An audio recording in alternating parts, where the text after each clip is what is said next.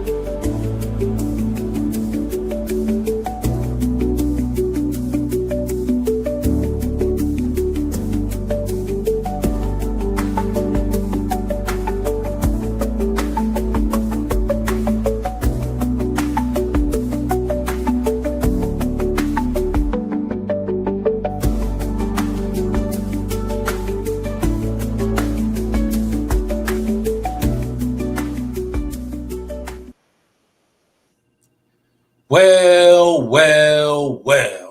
Clemson Tiger fans, college football fans, welcome back to another episode of the All In Show right here on Clemson at the Voice of College Football. Thank you so much for joining me. We got a jam-packed show for you guys tonight. Is Ian Schieffelin joining the Clemson football team? We got a draft recap. We're going to talk some recruiting. All of that and more coming up in tonight's episode. But if you're not subscribed to the channel, please go ahead and hit that subscribe button for us. We're on the road to 6,000 subscribers. Your help with that would be greatly appreciated. Hit that like button. Share this video with all of your college football friends, family, anybody that likes to consume college football content. Send them our way. And then last but certainly not least, we have the Super Chat feature for you guys available if you want to support what me and Jordan do here on the All In Show. Hit that Super Chat feature and we'll be sure to read and respond to your comment and or question that you leave with that Super Chat. And with all of that said, and without further ado, I'm going to bring on my co-host, Jordan Bowman. What's up, brother? How you doing tonight? Good, man. It's been a pretty crazy day, a really crazy week, but especially today. News in Clemson sports. So it's been a lot. I've been, getting a ton of notifications, people asking questions. It's been something. That's for sure. But no, it's this is like these are the times that you kind of crave at this point in the off season because it's the headlines start drying up. You don't really get as many. Big things to talk about. But now, like today, it just seemed like a bunch of stuff happened at once. So we've got a loaded show for y'all tonight. So I can't wait to get into it. Yeah, absolutely. In true rare form, right at the end of April here, we got a busy news cycle for the Clemson Tigers, which is always fun, especially when you do a show like we do, a weekly college football show. Sometimes news can be scarce and material to talk about can be few and far between, but tonight is not one of those nights, so we got a ton to talk about. But before we get into tonight's show, special shout out to David Lowry, our very first YouTube member, to my knowledge. So thank you so much for signing up, supporting us in that way, and becoming a YouTube member. We appreciate your support. It is greatly appreciated. So shout out to you. For supporting us in that way. And then quick shout out to the comment section, Jordan, before we dive into the show tonight. Longtime moderator and an OG to the show. John Sarian's in here. Isaac Smith's in here. Wet Socks is in here. One of our regulars as well. And like Mike. That's right, David. You will always be the first. So congratulations. Thank you so much for that again. Yeah, man, what a crazy week. Baseball team's doing good. Softball team ended out well. Just to hit on some other sports real quick before we dive into the show quickly. Baseball was a terrible weekend, man. I don't know if you want to talk about it real quick, but it was it went about as bad as it possibly could go. And it's kind of been trending in that direction for, maybe a week or so, maybe longer than that with, the clutch hitting, hitting with runners in scoring position has not been great. So got to get that figured out. It's not the time of the season that you want to start struggling with hitting. Pitching's been good, but they got to figure something out. So we'll see what they can do. Softball's just sitting and waiting for the ACC tournament. So they ended on an absolute tear. So we'll see what they can do in the postseason. Yeah, I mean, like on the baseball front, I think, you kind of had to have some perspective. Like this was something that was due. I think Clemson was due for a weekend like this, where you don't get the timely hits. Guys aren't hitting with runners in scoring position. And you ran into arguably the hottest team in the league. So, I mean, it's one of those things where you kind of have to tip the cap. You don't want to get swept. That's kind of the goal is like, okay, win 2 of 3, or at least 2 of 3 at home, and try not to get swept on the weekends, on the road, and things usually work out. But Clemson hadn't lost a series all year. So, I mean, I think they're still way ahead of the curve.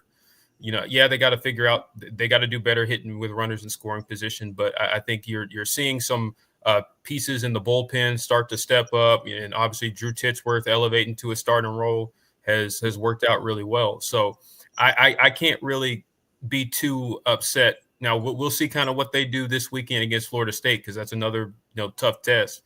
This is really the meat of their conference schedule that they're getting into, and so how do they respond? That's going to be a big thing to watch, because being able to bounce back from weekends like that is that's the sign of a team that can go on a deep run in Omaha. So we're learning about this team still. I'm not ready to hit the panic button. Is this team perfect? No. Are they do they have the power that maybe we expected? No, but they find ways to win more often than not. They've done it in a lot of ways this year. So I'm not worried about the baseball team right now. Yeah, I mean, they do, and the pitching's been kind of a highlight. And, last weekend just kind of started off weird. Canuck just getting knocked around a little bit on the mound. You don't see that very often. And, it just kind of snowballed from there. North Carolina State just seemed to come into that weekend extremely hot, and they just steamrolled Clemson, and Clemson just wasn't prepared for it. They didn't hit the ball particularly well at all, like I mentioned. But, yeah, as you mentioned, it's important how they bounce back, what they do this weekend against Florida State. You would like to see them bounce back and win that series for sure. So got full confidence that they will be okay. But yeah, other than that, I guess we'll go ahead and move on and get to the show, since we got so much to talk about tonight.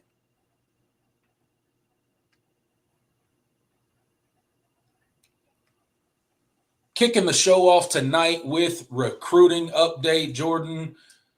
It has been a really, really, really good 2026 or 2025, recruiting class for the Clemson. You had it right.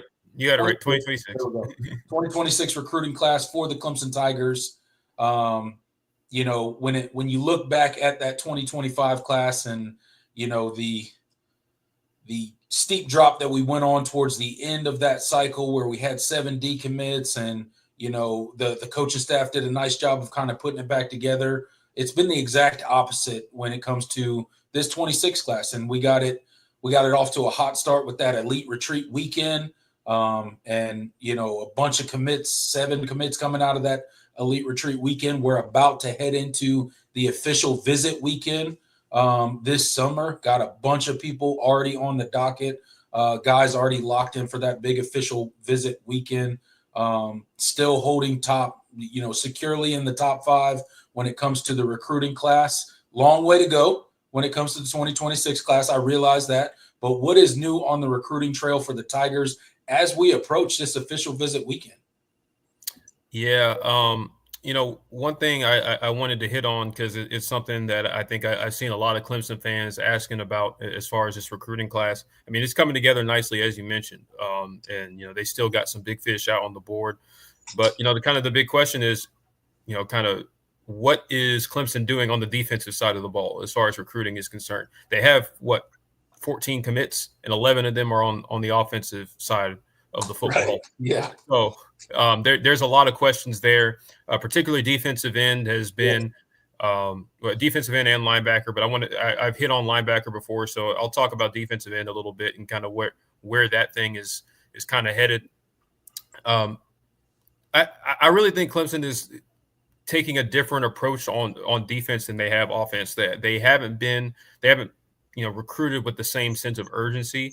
I think that's intentional, but I can't say for sure.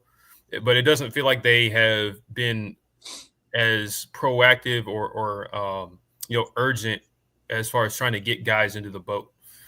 Um, uh, when it comes to defensive end, people were kind of upset about Cam Brooks, who was really high on Clemson, Florida State as well. He committed to Cal this week.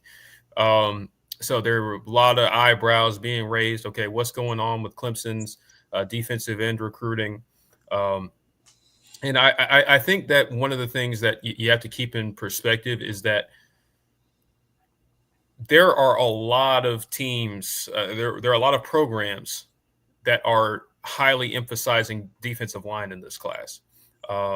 This is a pretty good, this is a pretty good class for defensive linemen. And I think that Clemson's kind of slow approach to how they've gone about recruiting it has partially been the reason why they haven't been as quick to land commits there. I still feel really good about where they are with Dre Quinn. I've talked about him for a good bit. Obviously that can change, and you've had other guys that we've talked about that have ended up going elsewhere. You had a couple of Alabama in-state kids that ended up picking Alabama last month. So there's still kind of the question mark, and I think people still kind of have some PTSD from the Bryce Davis decommit last year and all of that. But I'm in the camp of let's wait and see what happens. You're going to have a really loaded, official visit weekend on May 30th, I think, or May 31st. That should be kind of the litmus test, and we'll see where we're at from there. Right. I'm not too concerned about it right now, but we'll see. And like I said, I still feel really good about where you are with Dre Quinn. And, there is a lot of pieces in this defensive end room. Like you're not – I think one of the things that people don't really credit them for is that this defensive end room has a lot of youth in it. Yeah. And so, when you're an opposing recruiter and you're trying to land a kid that Clemson will also get, and I'm pointing to that defensive end room and saying, yeah, they got a lot of freshmen and sophomores that are sitting in, waiting in the wings. And I don't know if you're going to go in there and play early or not. Playing time is, even in this NIL world, is still very much a hot commodity, and it's a very strong recruiting tool. And I think some teams are leveraging that more than others. And in Cal's case, they are certainly doing that. They have. I really don't know where this upswing in recruiting that they've gotten in the past week or so. They've gotten a couple big time portal commits. They've been putting in work, man. I don't know what they got going on out there, but they definitely been putting in work. Them in Sacramento State, man. Yeah, good week for Cal football. Yeah, I know. But no, I think things are still in a decent place. I think you just need to. I think I'm exercising patience, and we'll see. We'll reevaluate as we get closer to the big official visit weekend. So that's kind of my quick little update on recruiting, where we are on the defensive line recruiting and the defensive side of the football in general. And like I said, you still are very much in it for a lot of key pieces. So we'll. Yeah, I mean, look, it'll.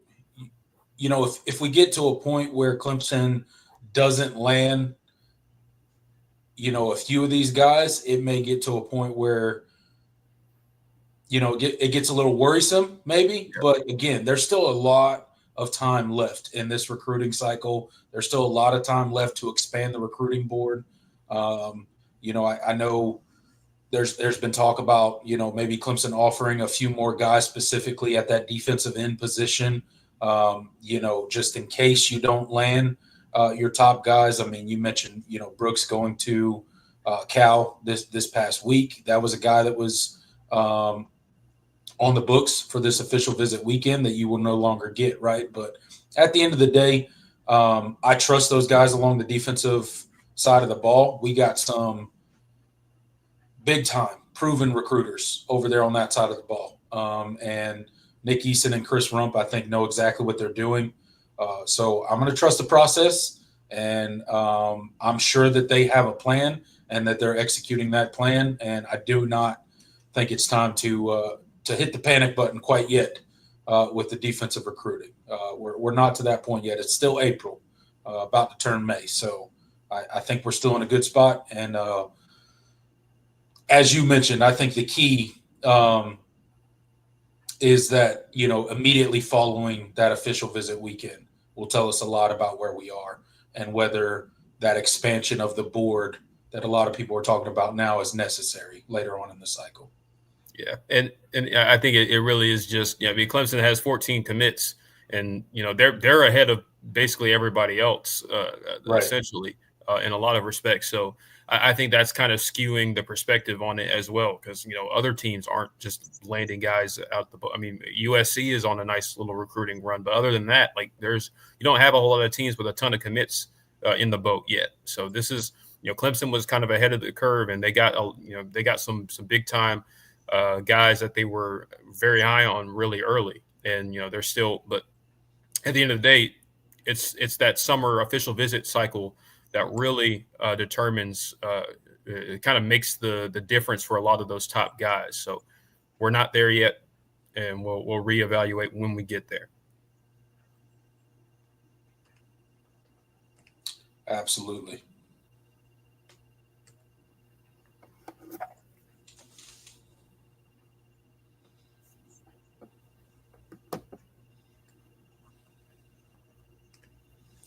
All right, if you guys did not know, make sure you're checking out the Voice of College Football official website right here. You see it on the screen. The Voice of College Football got a bunch of articles up there, various things for you guys to read and consume when it comes to college football. So go check it out. The Voice of College Football has a website. We have a home now. So go check us out. Read the various articles over there. That's where all of our news will be posted, all of our updates, all stuff like that. Go check it out. The Voice of College Football website. It's brand new.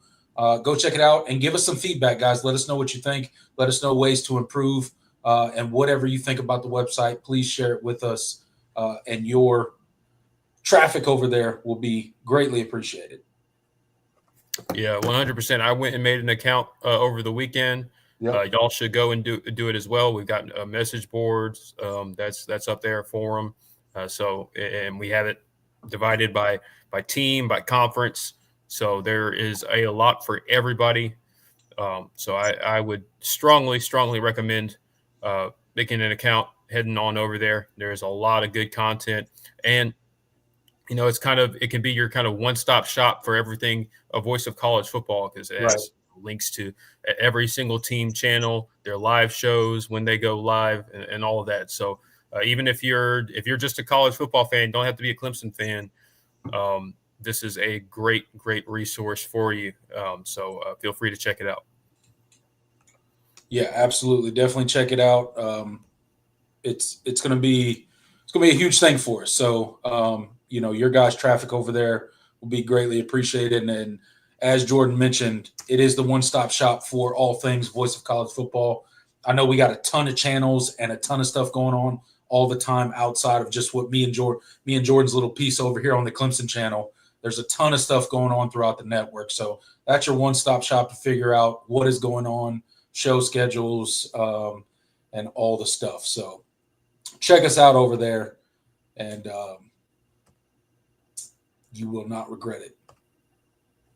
Moving right along tonight, Jordan, we are going to do an NFL draft recap, talk about the guys that were drafted, talk about the guys that weren't drafted, talk about the guys that have since signed free agent contracts with various teams around the league.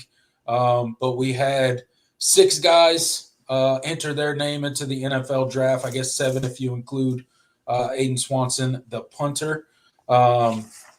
But really 6 main guys that kind of, entered their name into the NFL draft. It was an interesting draft, Jordan. Not getting into all the draft controversy that has consumed the football media over the past week or so with the Shedeur Sanders things and all sorts of other stuff that happened within the NFL draft. What was your thoughts? Were you tuned in to the NFL draft? Were you watching from afar? Were you just checking updates on your phone? What was your approach to the NFL draft this year? Yeah, I mean, I certainly checked out the first round, Yeah. and watched that, and then I kind of kept up periodically with the second and third, and then obviously the fourth through seventh. Um, obviously the big story was Shador Sanders falling from a potential maybe first round, second round pick to all the way down to the fifth. It was funny seeing how the NFL kind of milked that whole situation. Man. Because I think they probably got the most day three viewers I think they've had in Oh, quite some hey, look, the NFL was loving it. They were time. loving every minute of this. They could not wait. They were praying Shador Sanders wasn't the next pick or the next pick or the next pick because it just kept people glued to parts of the draft that otherwise most people that are not NFL fanatics are not consuming. So it was certainly crazy. I, like you, consume the NFL draft much very similar. Kind of pay attention to the first round, and then you're just kind of checking your phone for updates, wondering where the Clemson guys are going. I don't hold any allegiances to any NFL team, so I don't look at the draft from that point of view. I know you do. You have your team, so sounds like you guys have your quarterback now. So congratulations uh, Yeah, on drafting Cam Ward. But yeah, it was a very interesting NFL draft from a news standpoint. Lots more people paying attention to the draft. Lots more people giving their opinion on the draft. Lots more people talking about the NFL draft into the later rounds because of the Shador Sanders situation. But we're not here to talk about that. We're here to talk about these Clemson Tiger gentlemen that just finished up their careers as Clemson Tigers and are moving on to bigger and better things. First Clemson Tiger to be drafted in the 2025 NFL draft was none other than linebacker Barrett Carter, taken in the fourth round, pick 119 to the Cincinnati Bengals. Um, what is there to say about Barrett Carter that we have not already said on the show? This dude is, he was an absolute animal back there at linebacker, like an athletic freak. I go back to, every time, it comes draft time, they're always giving these guys as highlights and stuff like that. And you see various videos across social media and the video that Clemson put out with Wade Woodaz talking about Barrett Carter and what he is as a linebacker and what he thinks of Barrett Carter. And one of the plays they played during that clip was him hurdling that Louisville player and then ultimately sacking the quarterback on the same exact play. And that's just a small snapshot of Barrett Carter and his athletic ability. He finishes up his NFL career, 52 games, 40 starts over his time at Clemson, 254 tackles, 12 and a half sacks, 24 pass breakups, and also set a program record for linebackers as far as overall snaps played with 2,482. So an amazing career that Barrett Carter had, and here's to a very long and successful NFL career, hopefully for him. yeah, no, 100%. It was cool to see him, get selected. With the Bengals, it's you kind of hit on what his career was, but what he could bring to the Bengals. I'm interested because Barrett is a guy that he's not the most physically imposing linebacker. Mm-hmm. He's just under 240. That's kind of towing the line. Yeah. So it's I'm interested to see how they use him in his first year. I definitely see him having a special teams role, but I'm wondering if he can crack that depth chart, and maybe work his way into the rotation early on, because Yeah. when you're a kind of undersized guy, that's always kind of the question is like, okay, can you play physical in the run game? Right. Are you going to be able to defeat blocks? Are you going to be able to? Because I think that's the one thing in Barrett's game that we never really saw consistently was that physicality. So I'm interested to see kind of how he fits into that system. Obviously, he rejoins Miles Murphy, his old teammate, up there. So I'm interested to see how it goes. I'm excited for him, and I'm excited about to see where his career kind of ends up. Yeah, absolutely. It's going to be interesting to see how they use him. He'll, as you mentioned, he'll obviously be a special teams guy. But the thing that you know about Barrett Carter is he's a humble guy, and he's going to work his butt off to contribute in any way he possibly can. I have no doubts that guy is going to go in there, keep his head down, keep his nose clean, and work as hard as he possibly can to earn whatever spot that's available for him to contribute to that team. So look forward to seeing him strap it up for the Cincinnati Bengals this year. And as you mentioned, hopefully he can, at least crack a rotational role on that defense this year during his rookie season. Second Clemson Tiger off the board in the 2025 NFL draft was none other than R.J. Mickens. He leaves a huge hole in that Clemson secondary at the safety position. He was selected in the 6th round, pick 214 to the LA Chargers. Played 60 games as a Clemson Tiger, started 30 of those games. Finished up his senior season with 85 tackles, 7 pass breakups, and 2 interceptions. Just capped off his career in just an amazing way, right? Like R.J. Mickens is the picture-perfect player for college football as a developmental game, right? Because from the time that he stepped on campus, you can look at his from freshman to the day that he walked off of campus and just got drafted to the NFL. He got better every single year and really became one of the best safeties to ever really play for Clemson.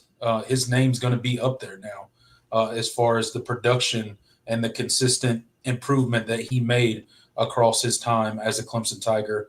Going to be sorely missed, but look forward to seeing him and the impact that he's going to have on the NFL and what role he carves out in the LA Chargers roster.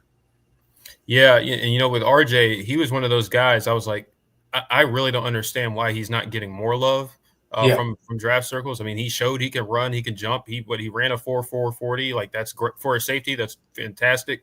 It's everything you want. He had a 42-inch vertical, which is absurd.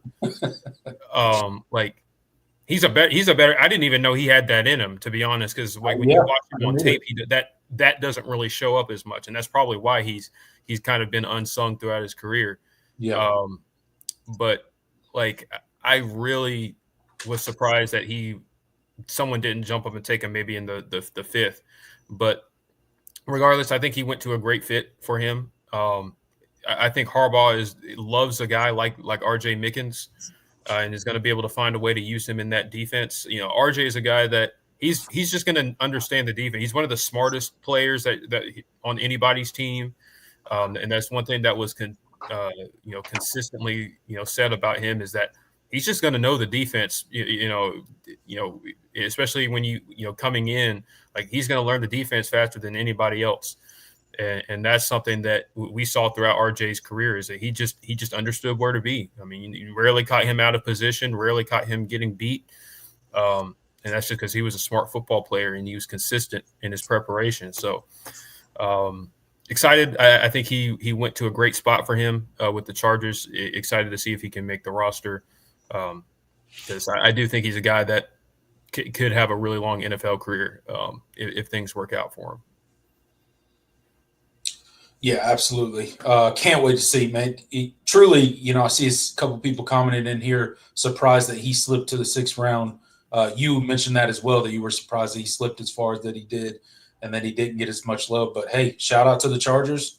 They got themselves a dude, and I have no doubts he's going to have a successful NFL career. The last Tiger to get taken off the board as far as the 2025 NFL draft goes is none other than Phil Maffa, running back for the Clemson Tigers, played 50 games, 21 starts. Across all those starts, he had 2,887 yards, 28 touchdowns, 58 receptions for another 308 yards.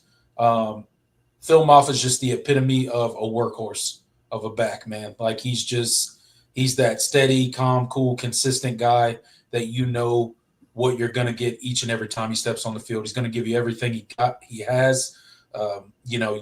His senior year didn't go the way that, all of us probably wanted it to because of the injuries, right? He was having a really great year. And then towards the end, he had the shoulder issue that he obviously had surgery on after the season to get cleaned up. And that really hampered the end of his, senior season. He didn't get to finish how he wanted to, but he gave Clemson everything he got.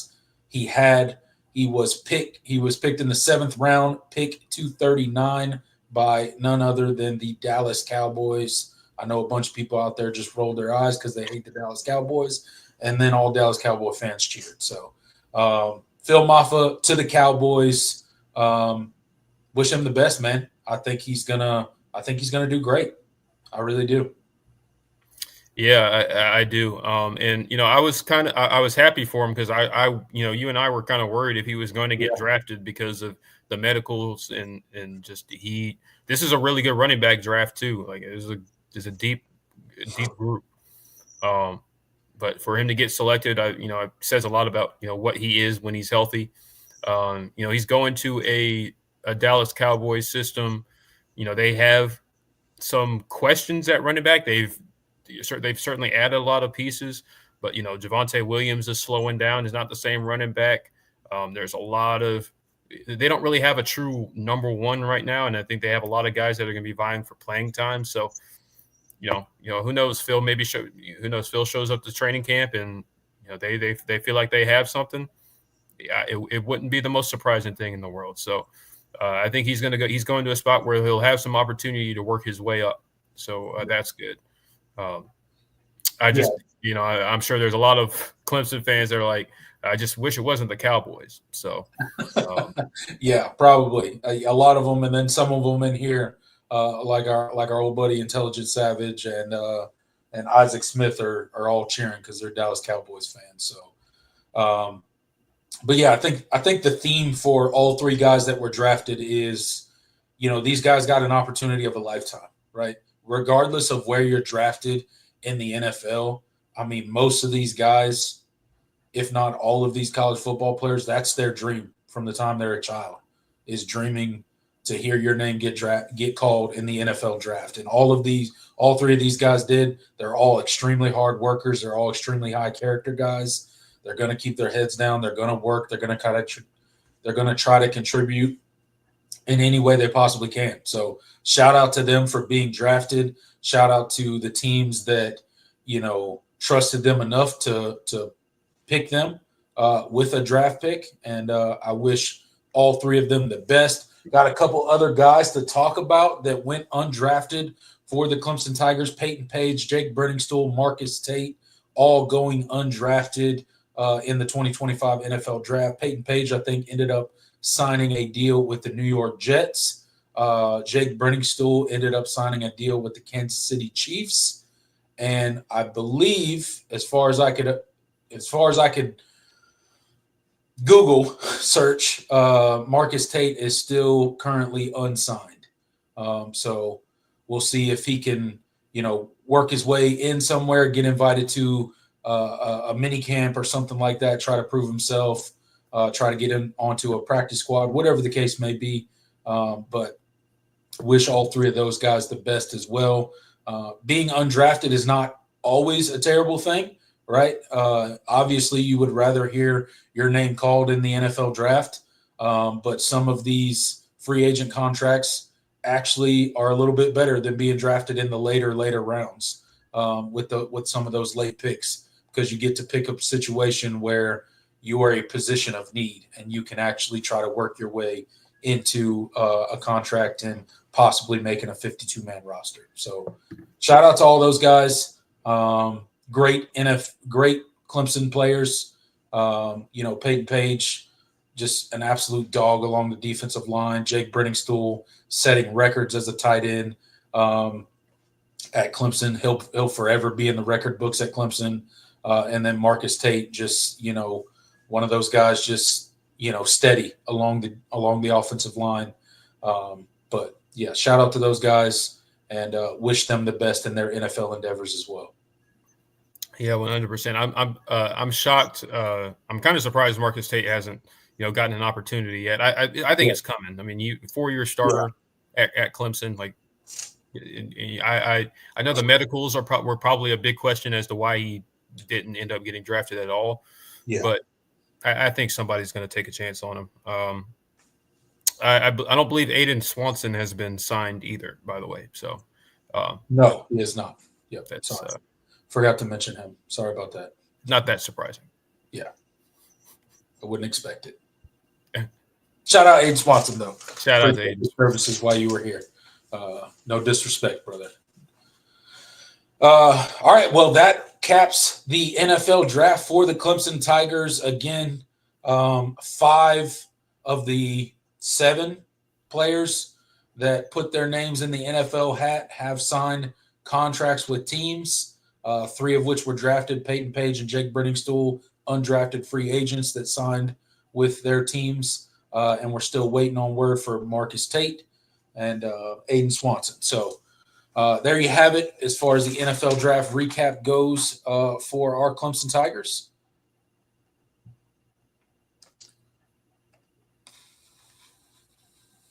And sorry. You can make a difference here at the Voice of College Football. Use the Amazon link.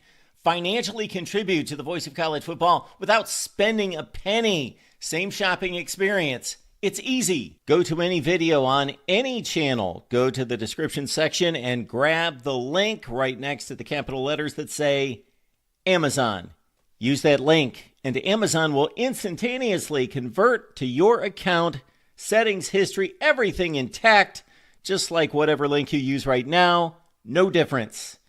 Pay no attention to the product that you see right there. Just go search what you want. Don't forget the Amazon link. Thank you for your support. Sincerely, the Voice of College Football. Well, there you have it, guys. Go check out the Amazon link. Support the Voice of College Football. And by supporting them, you are supporting us. So thank you for that in advance. Jordan. Man, there has been a firestorm across Clemson social media since this news has gotten some real traction. Ian Schieffelin, Clemson football player? Question mark? That would be absolutely crazy. It's something that Dabo Swinney has talked about himself in interviews. I think just this past season he was asked some sort of question and said that, Ian Schieffelin could certainly play football for the Tigers, that he would like him at tackle, but he would probably not want to play there. He would probably want to play tight end or defensive end. Ian Schieffelin did play a little bit of football coming up, played a little high school football for Grayson High alongside of our one and only Phil Maffa, just drafted to the NFL. With Marcus Dixon moving to defensive end, maybe he could add a little something to that tight end room. Who knows? But everybody knows that he exhausted his 4 years playing for Clemson basketball. But you have a 5-year window as a NCAA athlete.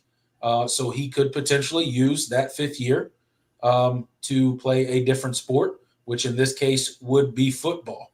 Obviously, he's going, if it were to happen, he'd be going into a tight end room with Olsen Pat Henry, obviously looking like the starter come fall camp. And then you got Josh Sapp, Christian Bentaker, Logan Brooking in there as well. And he would be looking to add to that room should it be a possibility. 6'8", 240-pound former basketball player now, I guess, converted to Clemson football player possibly. Jordan, what are your thoughts on this firestorm that has swept Clemson media, Clemson fans all across the internet? Is there fire to this smoke, or is this all just talk? There's fire. There's certainly fire. All signs point to this being finalized here in the coming day or two. It was shocking when I first got the news, because it was one of those things where, Dabo had talked about it. He had joked about it in the past. He had been like, he always raved about Ian Schieffelin when the basketball team came up, and he said, "That's a football player right there." I've been trying to see if I'm trying to get him on the football team. But he always did it, and it always came across as like tongue in cheek. He was always grinning when he said it. It was kind of one of those things where you're like, "Oh, okay, he's just he's playing around." I mean, Ian absolutely does look like a football player. He plays basketball like a football player, so it's not the most surprising thing. But no, like it was surprising to kind of see it. No, this is real.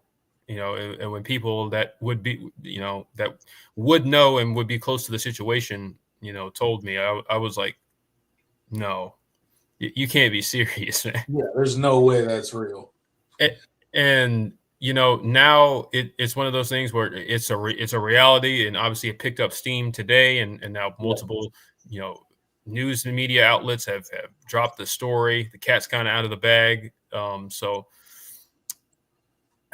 I kind of have a theory about it. I have this conspiracy that this is sort of like a psyop by Dabo in order to distract all of us from the fact that he didn't go get a punter in the portal. Just give us a little bit of a distraction, kind of shake the keys in the shiny keys in our face type of thing. And distract from the fact that we still don't know if we have a punter. But in all seriousness, I think it's a good thing for Ian. Certainly, he gets that extra year of eligibility. Right. If you exhaust your 4 years, you can get a fifth if you play a different sport. And so, he's going to be he's the first one that I can think of that played basketball and converted to football. Like, obviously, Nuke Hopkins, he played football and he was also on the basketball team his freshman year. Right. But like, he was signed and he recruited as a football player first, and he played on the basketball team for one season. Right. And it wasn't even really one season. He played in like 7 games of his freshman year. So like, we haven't really had an example, at least not off the top of my head, of a basketball player that had played primarily like.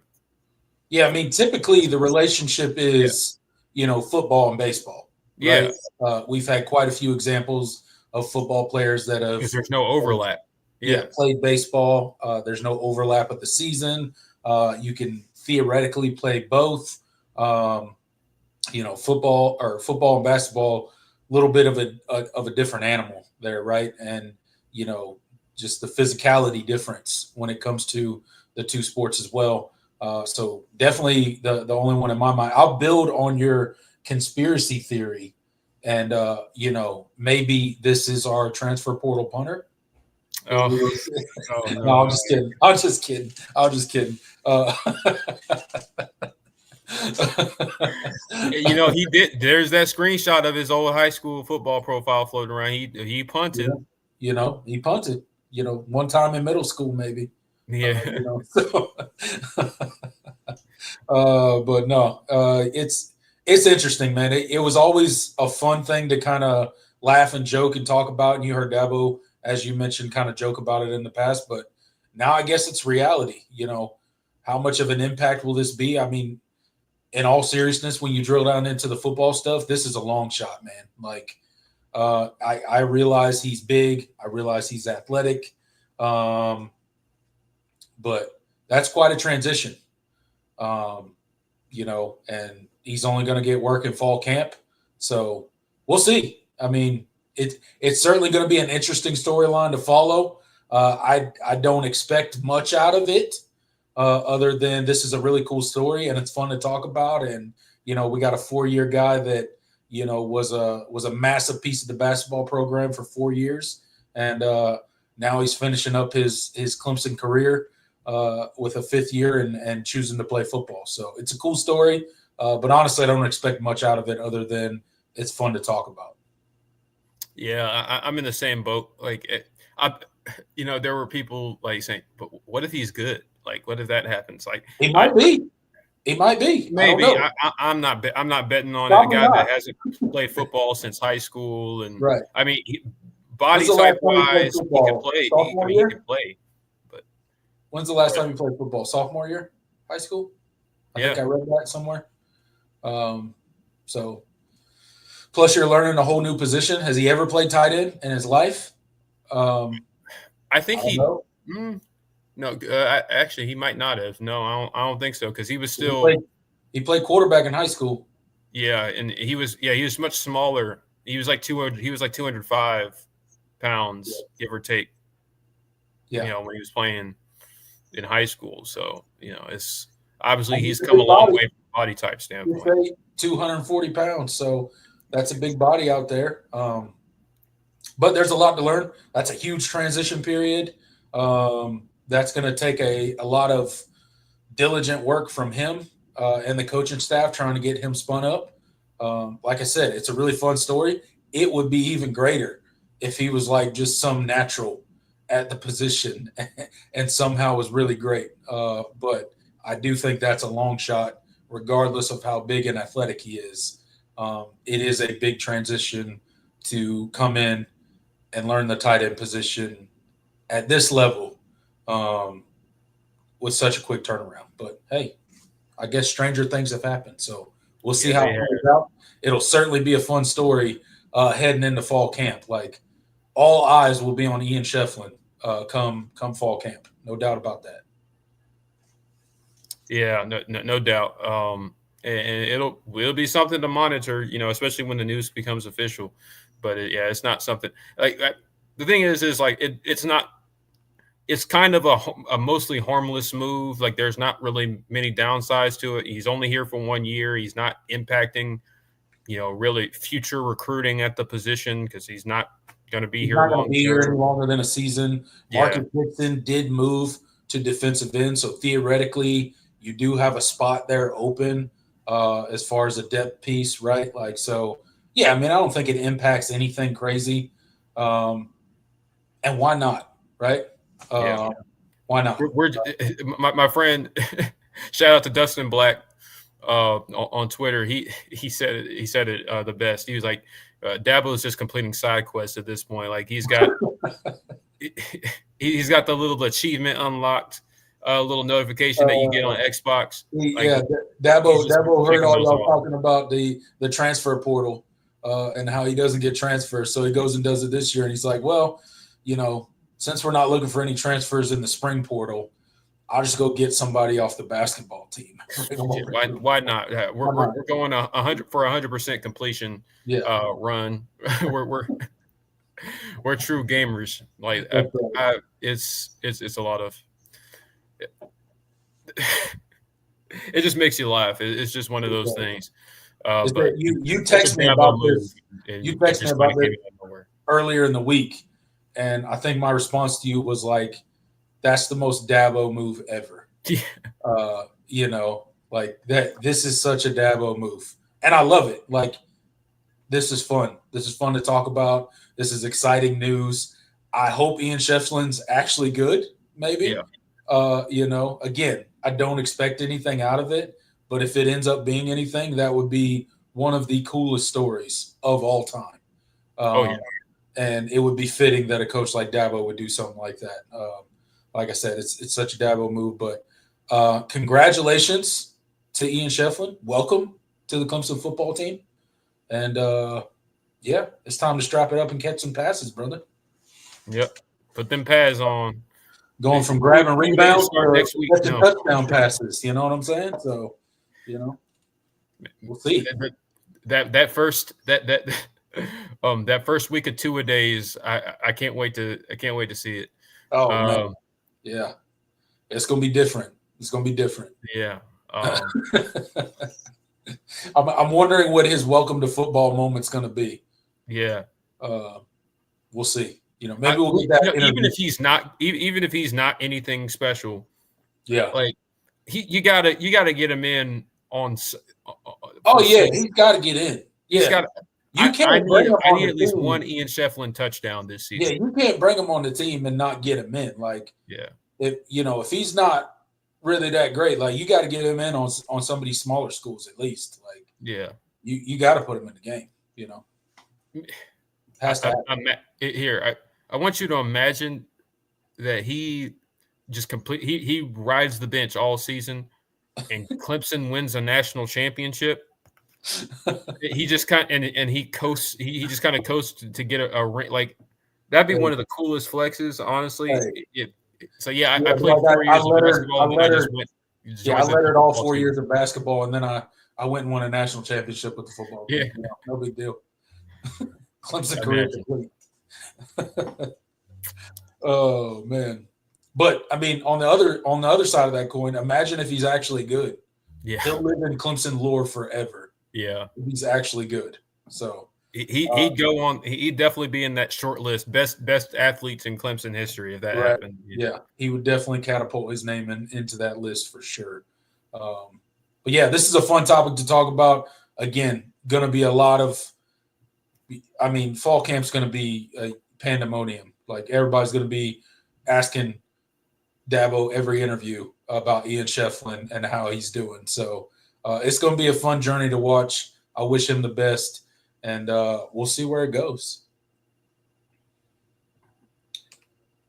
Make sure to catch Clemson live on all your favorite audio streaming platforms, Apple, Spotify, iHeartRadio, wherever you get your podcasts. Go check us out, Clemson Live. Search Clemson Live.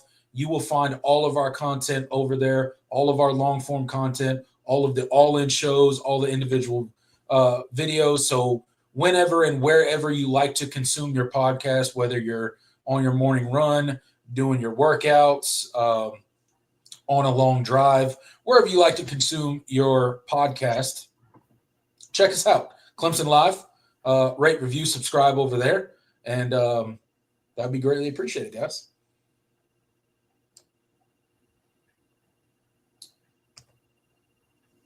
All right, Jordan, we got to talk about the Savannah Bananas. For those of you not following anything or just too busy with life, the Savannah Bananas just played in front of 81,000+ people in Death Valley in Clemson's football stadium this past week, right? And they had somewhat of a unique entrance to the Clemson football stadium. They took buses around, 2 right turns, ended up at the hill, and none other than Dabo Swinney led the Savannah Banana baseball team down the hill into their game against the Party Animals. It was a great night. It looked like a ton of fun. I wish I could have gone to it. That place was absolute. I'm sure it was deafening. I know it was the biggest crowd that the Savannah Bananas have ever played in front of. I'm sure it was absolutely amazing for them. But there has been some controversy, if you will, about Clemson letting the Bananas run down the hill because they have not let any team do that before. If you guys remember, the Panthers played a season at Clemson Stadium. They were not allowed to run down the hill. There's been state championships played in Death Valley. They were not allowed to run down the hill, so forth and so on. So, Jordan, my question to you, a lot has been said about this on social media. Some people are of the opinion that we have now tainted the tradition of running down the hill and it being a Clemson football only thing.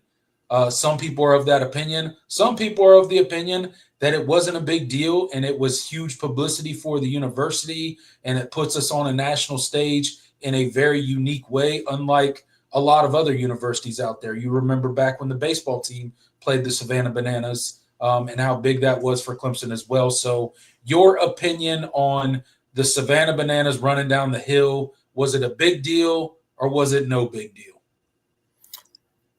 I think the outrage from the section of the fan base I think is silly. I mean, listen, I'm not like a huge like Savannah Bananas fan or anything like that. Like I think it's cool what they do in that lane of they don't.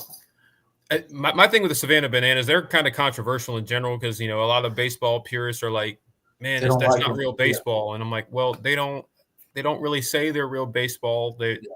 It's an entertainment thing. Like they they call it banana ball for a reason, because it's something different than baseball. It just uses the uniforms and some of the rules, like, but it's a separate. It might as well be a separate game, and that's how they market themselves. They don't say, "Oh, we're a baseball team." So it's like I don't like. That's my defense of the Savannah Bananas, first of all. But as far as running down the hill, like I don't care. I don't care at all. Like it would have been different if they had like made a mockery of it, but the way I saw it was they were having fun with it, but they were showing respect to the tradition as well. Like it wasn't like they were like ridiculing the tradition. They were partaking in it, and Dabo was there himself to lead them down the hill. Some people are traditionalists to a point where it's ridiculous. Like, and you're finding something to be mad about. You get what I'm saying? So I don't care. I personally don't care. And I thought it was good for Clemson. They made I think it was reported they made like $600,000 in revenue from that game, from that event. Yep. I mean, it was a lot of people had fun. I saw a comment from Jay, and I thought that was more spot on. He said, "I'm way more upset they were allowed to completely fill up the hill." That's the conversation we should be having. For real. I saw that tweet, and I was like, you know what? We need to get this tweet some more traction out there, because the whole thing, we can't fill up a hill during the football games because of this reason or that reason or what other made up thing they do. They didn't have no problem doing it during the Savannah Banana game. Nope. So I mean that's really the conversation we need to be having. I don't care what they did. And listen, like they did it in a respectful manner. Like we've had teams run down the hill, they come in and beat Clemson. Remember UCF when I think they swept Clemson a few years ago, back in Backich's first year. That was early in the season when that team was still finding itself and finding its identity. I remember that UCF team went viral because they broke into the stadium and ran down the hill. Like, yes. That's the kind of stuff that, like, that's okay, if the Savannah Bananas had done something like that, okay, right, we can have a different conversation. But or if they were told no and they did it anyway, like, yeah. That's a sign of disrespect. Different thing. I'm with you on the whole thing. Like, I get, look, and I'm sure our opinion is gonna irritate some people out there. But sorry, I had to put this Wet Sox. It took 6 years to get on Twitter. Hey, look here, don't come at me like that. No. Where's the lie? No, I'm it was no lie. He did not tell a lie. But anyway, I know it makes, this opinion is going to make some of the traditionalists angry, right? I didn't see a big deal with it at all. Much like you, I thought that they were giving a nod of respect to the Clemson culture, the traditions that is Clemson. Dabo Swinney was there leading them down the hill. They asked for permission. They obviously got permission from Clemson's athletic department. And I thought it was awesome, man. I thought it was a great spectacle for Clemson, and for Clemson to be on display in that way and get that respect from the Savannah Bananas. Like, I mean, I just looked at it as they were trying to give a nod of respect to where they were playing and fully embrace the Clemson crowd and the Clemson culture and try to have as much fun with it as they can. And it looked like that it was a blast out there. So I didn't take any offense to it when I saw it. And then I started seeing the stuff on social media about, a certain group or a certain portion of the fan base that was upset about them being able to run down the hill. But when I initially saw it, I didn't even know anybody was upset about it. I was like, oh, man, that's really cool. Dabo's leading them down the hill. Man, it looks like a lot of fun. They reenacted the ACC championship game-winning kick from Nolan Hoosier. They were just having fun with it. I think they were giving a nod of respect to the Clemson football team. And I didn't see any issue with it. Obviously, Dabo Swinney didn't have an issue with it. Obviously, the athletic department didn't have an issue with it because they allowed it. So, I thought it was cool. I'm not a fan of the Savannah Bananas. If I got a chance, I would definitely go to a game. I know there's people out there that just hate the Savannah Bananas, like you mentioned, because it's not real baseball, but they never claim to be real baseball. They claim to be entertainment for the fans. Literally, their whole business model is wrapped around entertaining their fans. So, it's like hating the Harlem Globetrotters. It's like it's like the baseball version of Globetrotters. Yeah, absolutely. Yeah, that's exactly like a perfect example of what the Savannah Bananas are. So, I thought it was cool. I didn't take any offense to it. I got no issues with it. I don't think that suddenly the tradition of Clemson running down the hill is some tainted tradition now. I don't buy into any of that. I respect the opinion of the traditionalists out there that are upset about it. I get where they're coming from, but it didn't bother me. Yeah, I'm with you. So, but it looked like a fun night. I mean, I wish I could have been there. Yeah, it was electric. Sure those tickets were absolutely insane. So yeah, the Savannah Bananas have some diehards, man. Like they have people that just follow them everywhere. Like I don't know if I would ever do that. Like their brand of entertainment is probably something. It's like, okay, I would go and see it once just to say I saw it. I don't know if it's something I would like. Oh man, I have to go back or see it again. But like, I'm not one of those people that's like, I'm not one of those people that just hates it because it's not real baseball.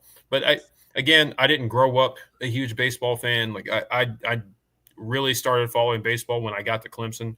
So that's probably, I probably have a different perspective than somebody who has followed baseball their entire life and all that. Right. So it's, I will put that caveat out there too. So, I think people are free to feel how they feel about it, and y'all can let us know. That's the whole thing. Like the people that are upset about them running down the hill, like I get it. I do get it. Like I understand where you're coming from. But it just didn't bother me. Like I get where those people are coming from. I get where the people that hate on the Savannah Bananas are coming from, the baseball purists. Like I understand. I don't feel that way, but I get it. So, but I think regardless, I think it was a great night. I think it was a great exposure for the university. And obviously they made some money off of it. So, I mean, I think it was a win-win for everybody. 100%. All right, guys, make sure you're connecting with the Voice of College Football on all of our platforms. We got Twitter right here, the Voice of College Football official Twitter page. Post our weekly schedules, all the stuff like that, where you can catch up with all the news on college football and what's going on with the Voice of College Football. We also have a Instagram page, a little bit newer. Check us out on Instagram. Right there, you see it, the Voice of College Football Network over on Instagram. Check us out on all of our social medias. Got Facebook as well.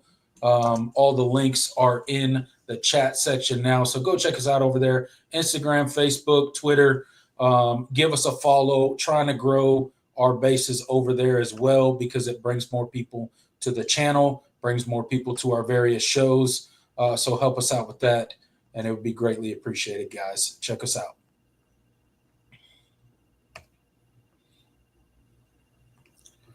All right, Jordan, the 2025 Clemson Hall of Fame class was recently announced, and there's a couple familiar names in that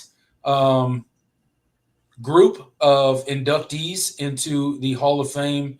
And to headline it, the first guy I want to talk about is obviously none other than DeAndre Hopkins. There was a video posted of Taj Boyd and Dabo Swinney giving DeAndre Hopkins a FaceTime call and informing him that he was inducted into the Clemson Athletic Hall of Fame, which is awesome. They're going to be, he will be, him and the rest of the football people will be honored at the Florida State game this upcoming season. So they'll do the whole ceremony and all of that stuff at the Florida State game this upcoming season. But, D-Hop, a guy that, was a part of a crazy wide receiver room here at Clemson and his time as a Tiger. But in and of itself is one of the greats to ever suit up for the Clemson Tigers at the wide receiver position. And that's not talking about the amazing NFL career that he went on to have.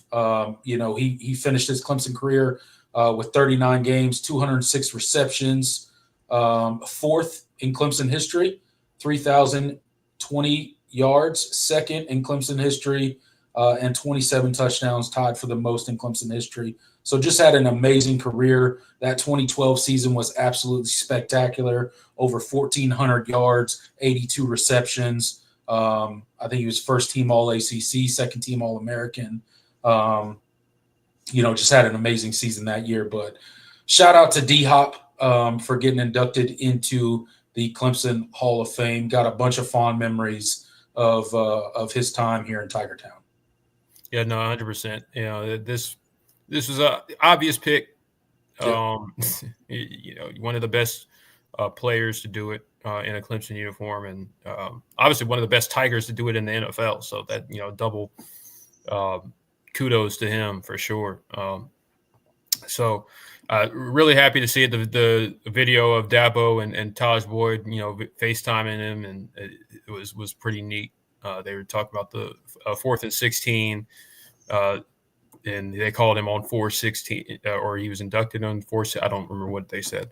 But that was really cool.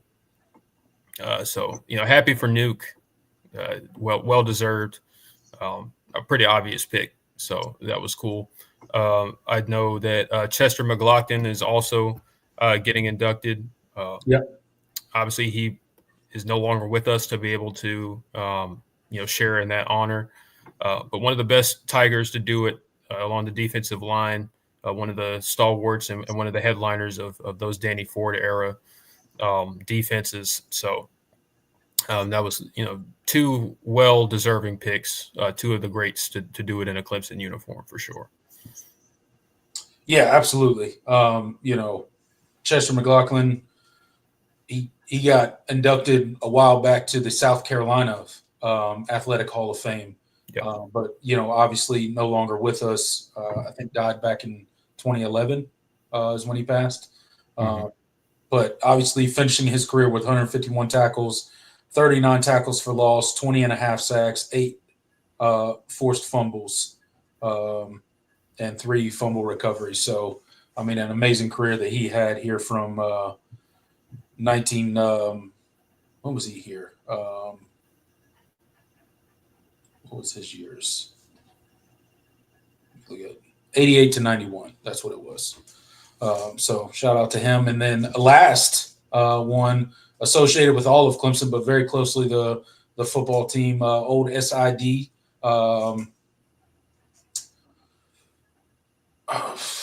Why is the name escaping me? I'm sorry. I lost it too. I'm not. Oh my goodness. Tim Burnett, yeah. It was Tim Burnett. Okay, I don't. That should have been obvious. Bro, what happened? Tim Burnett, obviously, sports information department for 40 years plus, maybe at Clemson. He was here forever.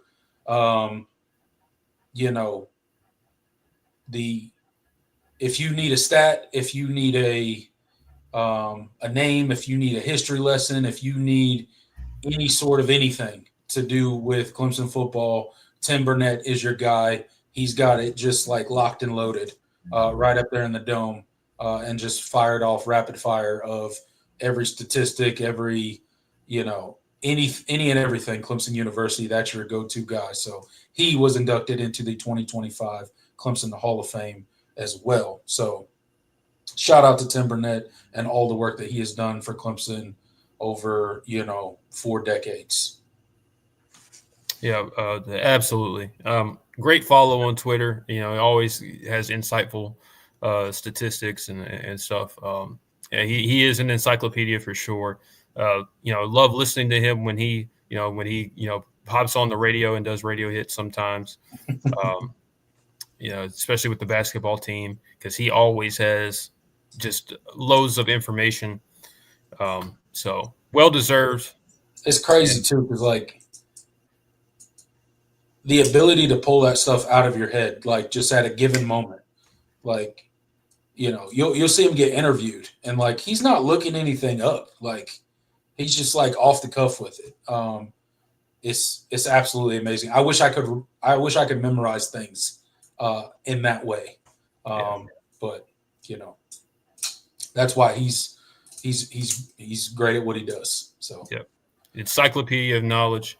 Unfortunately, we have to share him with Notre Dame. He claims he still claims that part of his past. So, but we'll forgive him for that. He's Clemson first and foremost for me.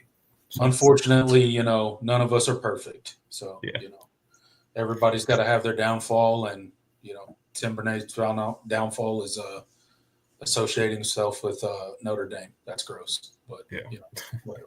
No, I'm just kidding.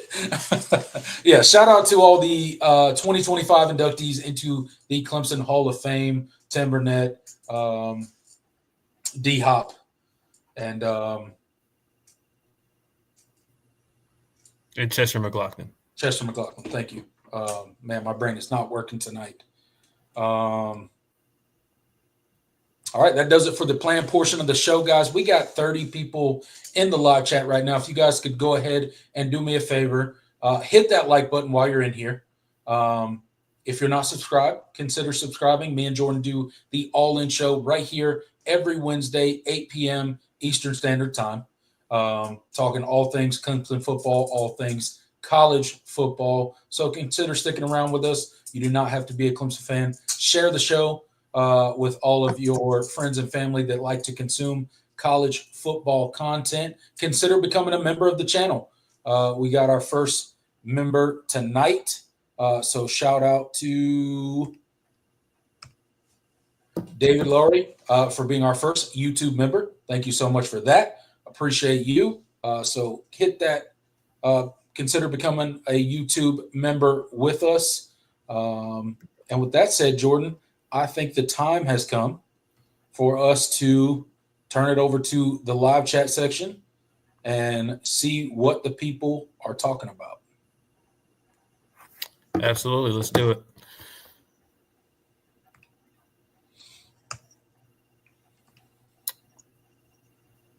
All right.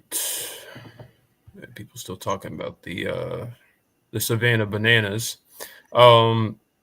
Tiggs with a BYOG herself. T-Law makes it into the Clemson Hall of Fame. I think that's an easy BYOG. Yes, he absolutely will. He absolutely will. No doubt about it. Isaac Smith asked a good question. When are you eligible to get inducted into the Clemson Hall of Fame? I don't know that question. That's a great question. I'm a work on that. I'm gonna look that up. I'll search that up while we're okay. I'll let you do it.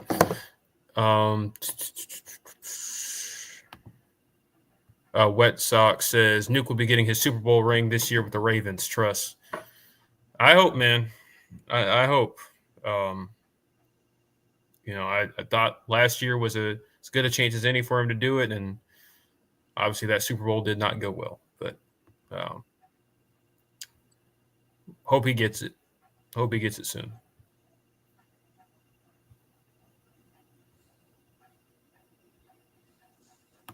Tig says Tim Beret has nothing on Joe, and I don't know who Joe is. I'm kidding. And TPC.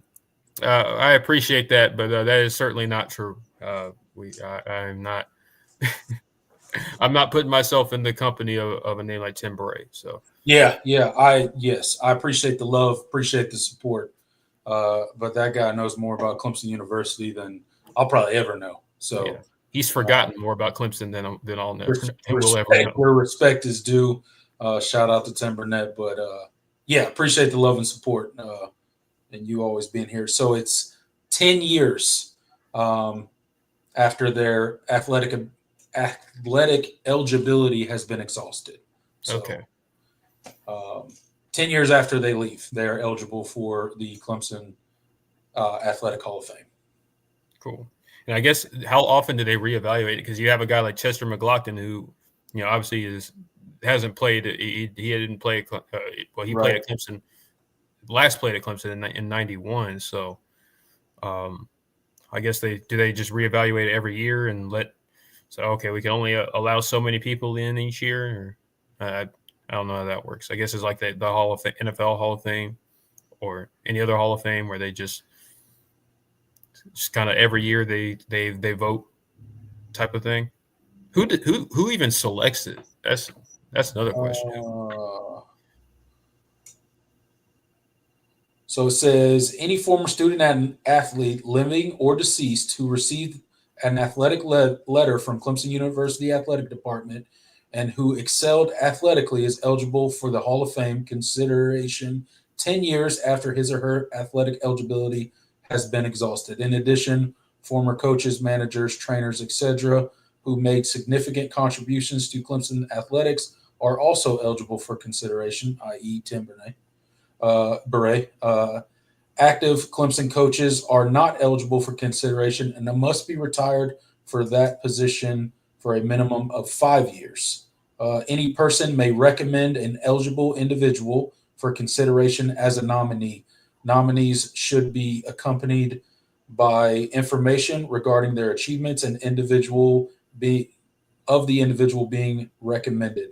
Once placed on the list of candidates, a person remains on the list for 4 years unless he or she is re-nominated. As many as 10 individuals may be inducted into the Hall of Fame in a year. Names of those individuals who are nominated are forwarded to the Hall of Fame Approval Committee, and once approved by the committee, will be made public. The Hall of Fame inductee ceremony will be held at Clemson, blah, blah, blah. Yeah.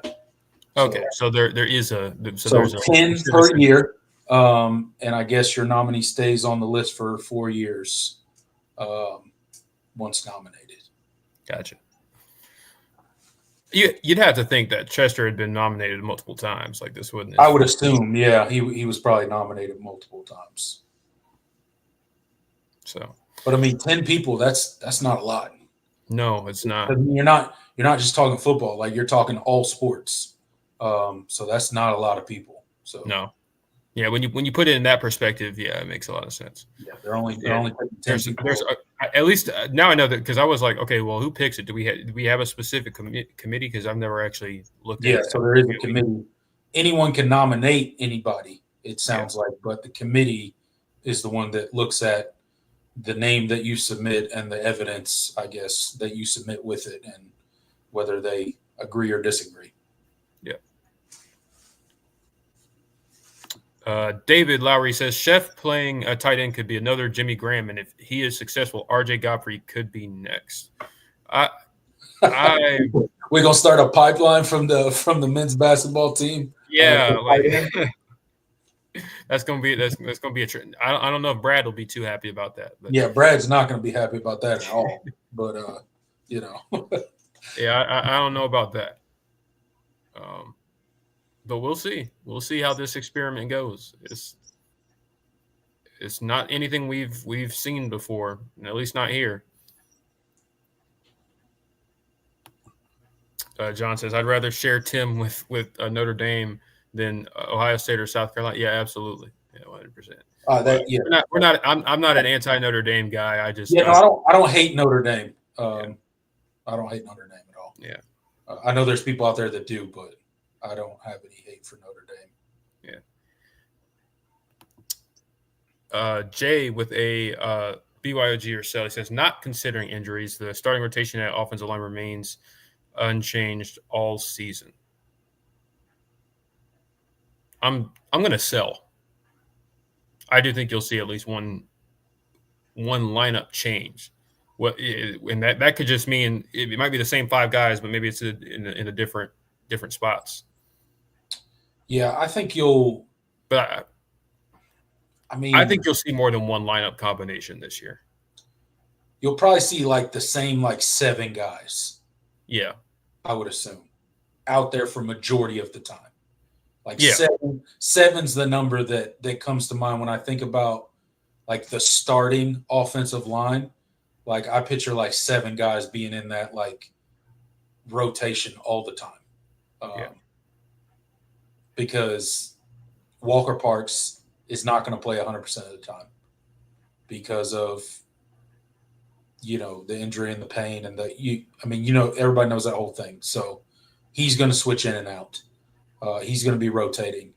And probably left guard will be rotating as well. Your 3 people that'll be out there, unless they get injured, will be your 2 tackles and your center, most likely. The 2 guard positions, I could see rotating between 4 guys. Yeah. That'd be my guess as of right now. I tend to agree. Be a mix of Harris Sewell, Colin Sadler, Walker Parks, and Elijah Thurman. Elijah Thurman. There you go. That's the name I was thinking of. Thank you.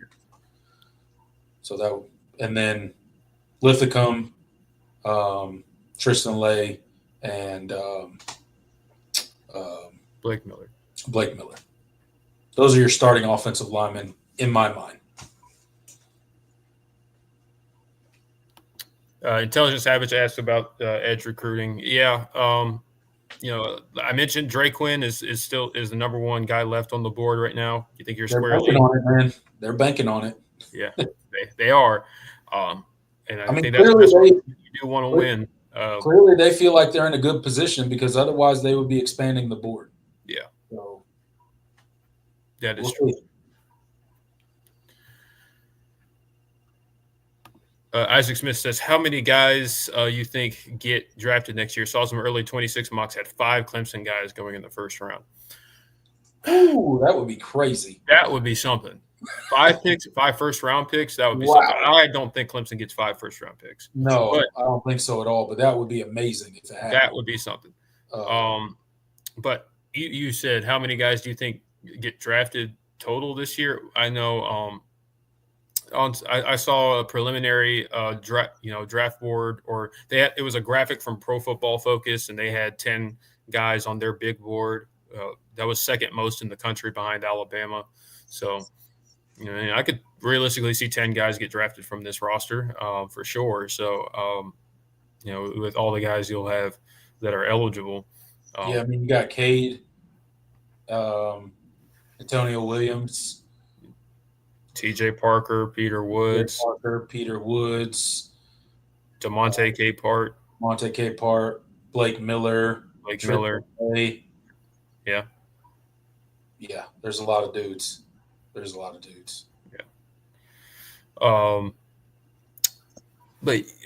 10 seems like there's a decent chance. Wade Woodaz. Yeah, he's got potential. Yep. Does Will Helt have a big year and go to the league? It's possible. It's there are a lot of guys. Obviously, Avion Terrell, I forget him. There are a lot of guys with some potential to make some big money this year. So, yeah, I think 10 is honestly a good number. Yeah, it's probably a good number. Yeah. Not knowing who's going to leave and who's going to choose to, come back. Yeah.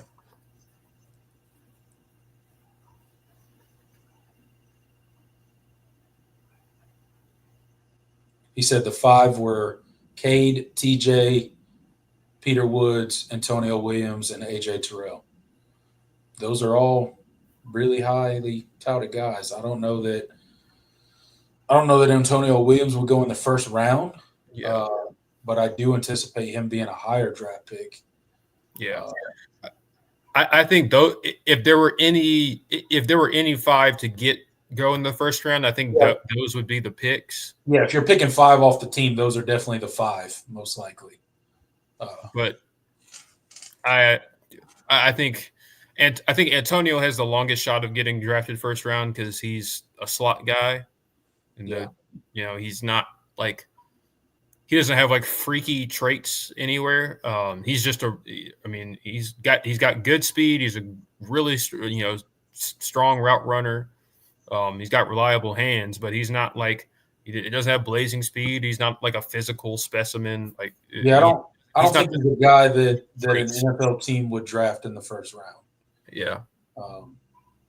I don't think he fits the profile of Blake Miller's a guy that could work his way. Yeah, to a high draft round. I would replace Antonio with Blake Miller. I think Blake Miller has a better shot of going first round than Antonio.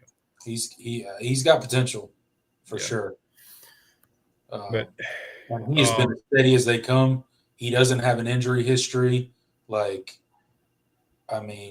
He's just there all the time. If the players, I am just no doubt, absolutely certain their first rounders are. I think the only 2 I would say are surefire first rounders are TJ and Peter Woods. I think those guys are going first round. Oh yeah, they're going first round. With Cade, one of my questions is like, are they going to knock him because he's not like the biggest dude? Yeah, I don't know, but I think Cade is like right on that cusp of being a lock for a first round. As long as he has the year that we think he will. But I think the locks or the surefire lock, TJ Parker. It really depends on that year's draft, right? And who needs a quarterback. Right. Because if you're drafting a quarterback in the first round, you're drafting a starting quarterback, right? So it also depends on that. But Cade's definitely, he's top 2-3 quarterbacks returning to college right now. So I see draft boards and like they're like all over the place on him too, because it's like I saw one draft board that has him going first overall. I think that's on the table, but then there's also a world where he put together a similar, maybe even better season than he did last year. Yeah, that's certainly on the table. Yeah, but. Especially if you get off with a deep playoff run or maybe even a national championship, you could definitely work your way in there. Yeah, absolutely. If you asked me today, I would say Cade. I would say Cade goes first round, but you don't know. I put $5 on it today, but not much more. Yeah, exactly. Is there a futures bet out there that you could do? Yeah. I'd put a little bit of money on it. Yeah, I would too. But TJ Parker, Peter Woods, I think those are I don't think there's any way those 2 don't go first round, barring some catastrophic injury. He said he could see the Packers drafting Cade first round. That'd be wild. They got a quarterback. Yeah, I'm like the Packers. Yeah, no, no. They paid Jordan Love all that money. That wouldn't really make any sense. Yeah. John says, anybody see the pic of Danny Ford and some of the 81 champs on campus recently? William Perry was there, looked happy, and a chair, of course. No, I have not seen that. I have to look that up. I did see that picture, yeah. They were in the it looked like they were in the football facility, the Reeves indoor facility, like right there where like the cafeteria and stuff is. Mm-hmm. Where it looked like they were. But that's cool. Yeah, it was cool. Cool to see all those dudes back together. Hanging out at Clemson. Yeah, I'll have to go look. I know Danny Ford lives in I think he lives in Central, I'm pretty sure. So he's always been close. He's got like a little farm out there, right? Mm-hmm. Yeah. Yeah. I've seen him around before, but it was cool. But I knew that but it's cool that like the 81 team, some of the 81 guys were back together. Yeah, I don't know if they had like some special luncheon or event or like I don't know what they were all there for, but Yeah, it was. I did run across the picture. that's cool.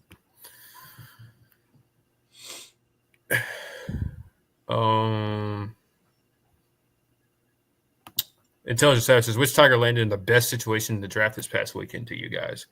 Like I said, I like where RJ ended up. I think he's a good fit for the Chargers. Honestly, I like Jake Brenningstool in Kansas City. I was going to say that too. Like, I really do. Because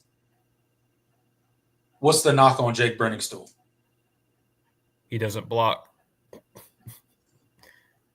Yeah. What does Travis Kelce do? Very minimal of blocking. So yeah, it's kind of a system that kind of fits what Jake Brenningstool is, right? Jake Brenningstool is not going to suddenly become some like put your hand in the dirt, physical tight end, right? But an Andy Reid offense, I think fits him perfectly. Like if you were going to end up anywhere as Jake Brenningstool, like that's the offensive coordinator you want to play for, right? So, yeah, that was the guy that I would definitely say. Jake Brenningstool, I think, ended up in the best position that he possibly could. Which is why I said before, like being an undrafted free agent isn't always a bad thing, right? Like you get to pick your situation.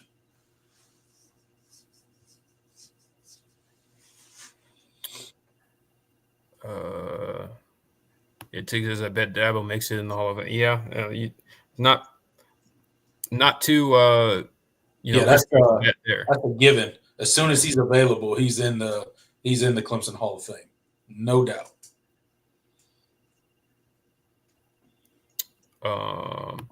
Wet Sox says Walker Parks might get his spot taken by one of those slightly older guys. I think so. That's a possibility for sure. Yeah, I'm thinking.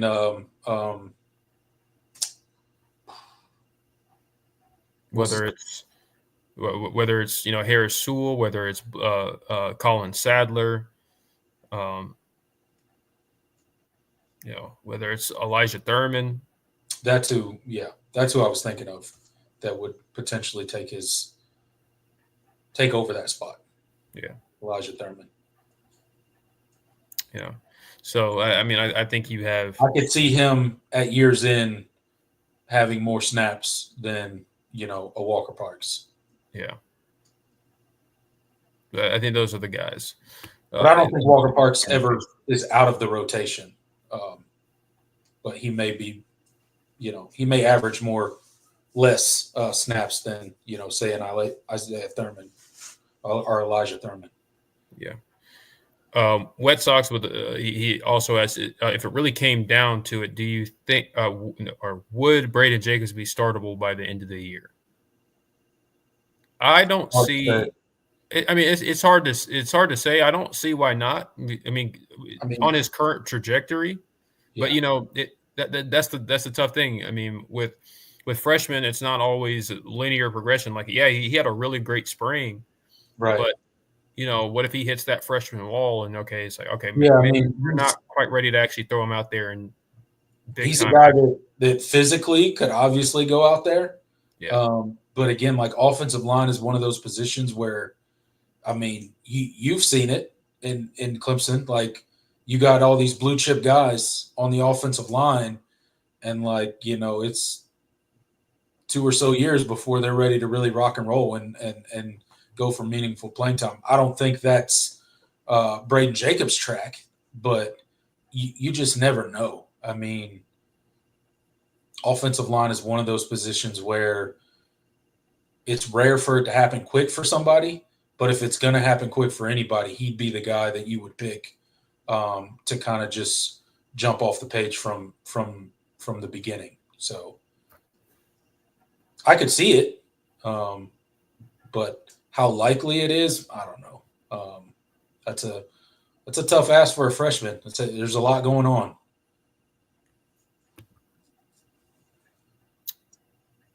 Yeah, Dylan says T.J. Parker could be number 1 overall, though. Yeah, I did see a mock draft that had him going first overall. Could be. He good. I'd pick him. I'd take him first overall if I needed a defensive end. Yeah. I think he's probably gonna be one of the best 2 or 3 available, if not the best.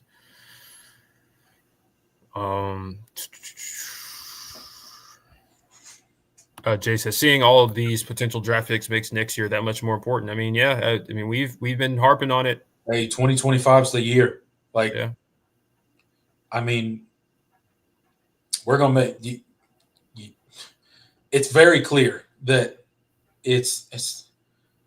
I guess it's like 2025 or bust, right? Because after 2025, not that Clemson's gonna like fall off a cliff and miss a bowl game. I wouldn't predict that at all. But they're not even going to be close to the same team in 2026 as they are in 2025.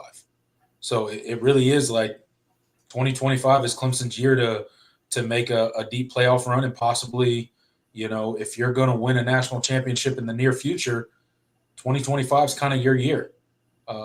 You got all the veteran experience coming back, and there's just going to be too much walking out the door at the end of this season to really expect to have a national championship level team in 2026. That's not realistic. No. So you get it done this year, or you're going to be building back up to another potential national championship level team. Yep. John says PFF rates Peter Woods as the top returning defensive tackle, as they should. I think he is, clearly. I think it'd be stupid to not rate him as the top returning defensive tackle. Yeah, I'm glad we got him. 100%. Dude. Oh, man. I can't wait. I can't wait for him next year. Back at his natural position. Don't got to worry about bouncing from defensive end back down to tackle and back and forth. I think he's going to have a special year coming up. Yep. Yeah, more people talking about Antonio Williams. Yeah, he's in a stacked room, won't have as much production as others. Yeah, I think that's another thing that will be knocked against him. But yeah, I just with the NFL, it's about traits, and with receiver, it's like okay, especially with receivers because there's always going to be receivers available to pick. I think a guy with Antonio's skill set is going to be valuable in the early rounds, but he's not going to be. I don't think teams are going to be clamoring to use a first round pick on him. Like okay, we can. I think we can get him in the second or third. So that's just. I think Antonio Williams will be one of the best. Will be one of the best wide receivers available next draft, but that's not how the NFL drafts. Always. So no, it's not. I'd love to have an Antonio Williams on my team. I think he's one of the more pro-ready guys in his class. He says, I think K, TJ, and Woods will be the first-round guys. I think that's a good 3 to pick. Yep. Intelligent Savage says, are we closing in on a Tyler Atkinson decision soon? New. Yeah, that one's still – I think that one's going to go into official visit season. And we'll kind of see where things stand after that. But Clemson did a really good job when he visited for the elite retreat. I think they helped their case a ton. I think they'll be one of those teams vying, as we get closer to the finish line. So that's really all you can ask for in a recruitment like that. When you got Georgia and Ohio State and Oregon, teams like that also, battling for his services. So. That's all you can ask for. Jay says teams will knock Woods for his size as well. Hopefully not by much. Yeah, I mean, but really it's just the arm like that. That was always the knock on him coming out of high school. That's the reason he dropped from a 5-star. I mean, listen, whatever, bro. I don't think NFL teams are going to care as much. I mean, when you have a guy like Peter Woods, like with that level of like sheer strength and power in his hands. You can't you don't pass up I don't think 32 NFL teams pass up on that in the first round. You don't get wrapped around arm length. Come on now. Yeah. Whatever. That's you talking yourself into some dumb decisions. Yeah. When you start doing stuff like that. I have not seen an instance where Peter Woods having slightly Stop shorter looking at how long his arms are and just turn on the tape. Okay, yeah. That's all you need to do. At least not playing defensive tackle. Like it's just arm length is not. I mean, if he was out on the edge, if teams were drafting him to be an edge rusher, okay, we have that conversation. Can he, is he going to get swallowed up by longer tackles? Is he going to be able to is he going to have as refined of a pass rush set? Is he going to be able to like? That's not how it works on the interior, though. Yeah, those things aren't nearly as important on the interior. It's can you move people? Do you move people out of the way? And Peter Woods has done that his entire life. Do you eat up blocks? Body move. Do you clog up rushing lanes? Yep. Can you move massive human beings? And he can check all three of those boxes. Yeah. So if Peter Woods doesn't go first round, that would be the biggest travesty I've ever seen. Yeah, that would be ridiculous. But just stranger things have happened in the NFL draft. Yeah, true. You get these scouts will talk themselves into anything. They'll talk themselves in circles sometimes. Right, Johnson. It's not like people who has T-Rex arms. I know, right? Like he's not a 5-star. He's got short arms. Whatever, man. Okay. John with a good question. He says, who are your picks for most underrated and overrated opponents? My under is Georgia Tech. Over is Louisville. Not that Louisville will be bad, just not as good as 2024. Those are some good picks. I think those are good picks. Maybe SMU, just because I'm not sure. I think they'll be good again, but they did lose a lot, so I think that's a kind of a question mark. I don't think UNC is overrated, but I think they are over discussed for what kind of team I think they'll be. All that stuff in the news about USC now? Yeah. Man. Bill Belichick can't stay out of the headlines, man. That whole situation is. We're in a weird timeline, man. Like I never thought we'd be having this conversation. What is going on, man? This is a weird. Like I don't even. Whatever, man. I'm glad I ain't no North Carolina fan. I can tell you that. Yeah. Because ain't no way. Triggs asks, have I ever been to 6 Mile? I don't think I have. I might have driven through it maybe once or twice. I don't think I've been to 6 Mile actually. I know that's it's way out in the middle of nowhere. So I've been in terms of I really try to stay. I really don't try to go too far out into the country when I'm in the upstate. So, because you're already pretty deep in there. But no, I don't think I probably have been, but I can't remember.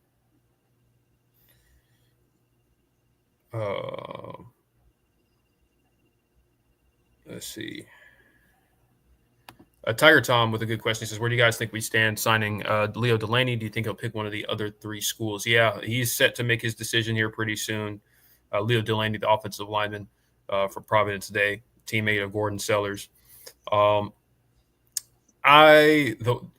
everything I've seen, it's still, I think Tennessee is still the leader right now, but we'll see optimistic. We'll see if Sellers can needle him enough to get him over. Sellers is certainly recruiting him hard. I mean, Connor Salmon, we've talked about him.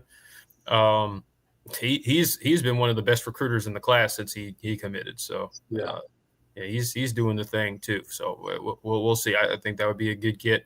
for this offensive line class and kind of round it out. You see what David said? Huh? One of the most recent comments, David. Oh, well, let's scroll down.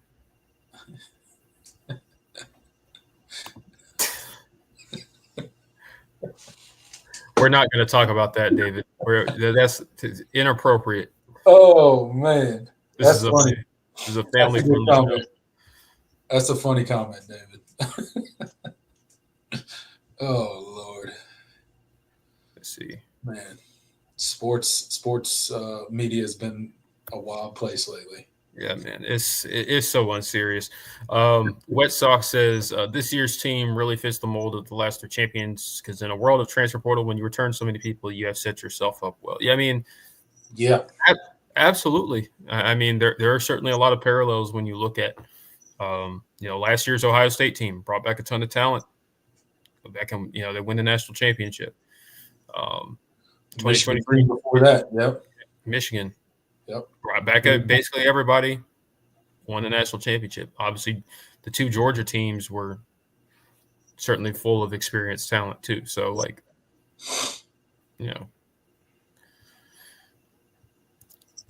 think there are quite a few parallels there.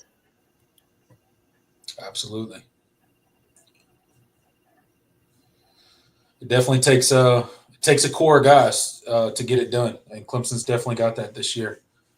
And then you sprinkled in a couple pieces via the transfer portal, and we'll see how it all comes together. Yep. Zachariah says, "Hey, fellas, sorry I'm late. No worries. We're not taking attendance. Appreciate you stopping by, man. Don't let it happen again, though. We will be marking off your grade. Yeah, right. We'll have to put Dabo at the door. Yeah, like that, like the little animation they used to do last season. What's going to be the new animation? Are they going to do like a spinoff of the transfer portal animation with Dabo Swinney this year? What would they do? Like, he lets in some people? Yeah, I don't know. That was their favorite thing to play last year. They played it 947 times, it seemed like, each game. Man, if you made it a drinking game, well, you wasn't gonna make it out of the first quarter. Anyone have an idea why the Panthers refuse to draft players from Clemson? I don't know. I saw they signed Hunter Renfrow. That was cool. Forget the Panthers. Yeah. Terrible organization. It's a joke of a team, dude. I hate the Panthers. Wet Sox says, I think Louisville is underrated. Ball knowers know that Miller Moss is a real ball. Yeah, I mean, listen, I think Miller Moss showed some really good things at USC last year before he got hurt. And Jeff Brom, he tends to know what he's doing when it comes to that quarterback thing. So, I don't know. I think Louisville is going to be the way they have been. I don't know if they're going to take a step forward this year, but they're certainly going to be one of the better teams in the league again. I think as long as they got Jeff Brom, like Louisville's always going to be right there, right? Yep. They're going to be one of those dangerous teams that can get you on any given season, right? I don't know that he ever puts a truly elite team together at Louisville just because, but they're always going to be good as long as he's at the helm. I think he does well in the recruiting or in the transfer portal as well. So,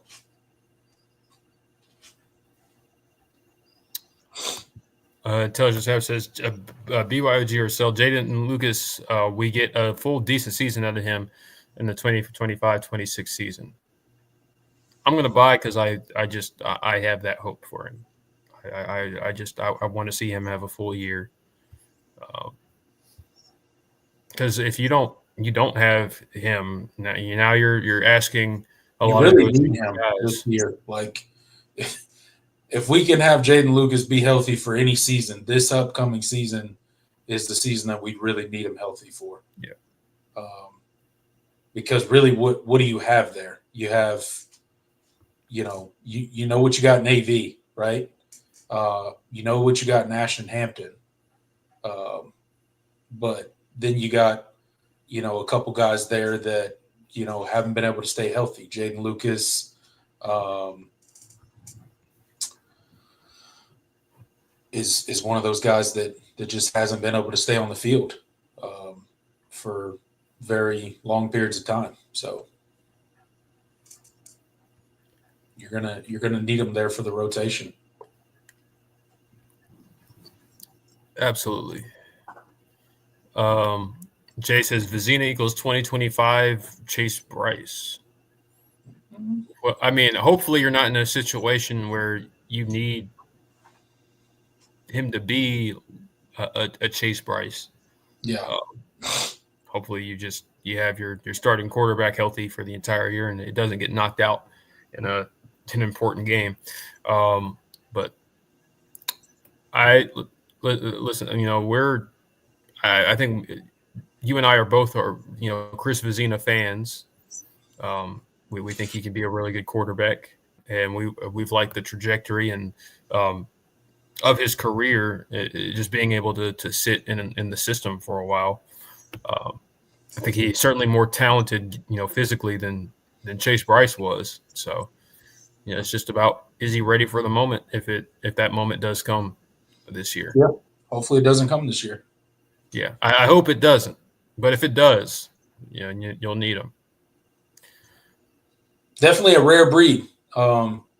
Willing to sit behind a quarterback for 3 years. You don't find that very often in today's game. Honestly, wasn't sure if he was going to stay this season. Yeah. Jay says, I think corner will be in a good position despite the criticisms by Dabo. Yeah, I mean, I'm in the trust Mike Reed camp right now. Yeah, same. Yeah, I will always trust Mike Reed. I think he has a proven track record and very a litany of reasons, if you will, on why to trust him. And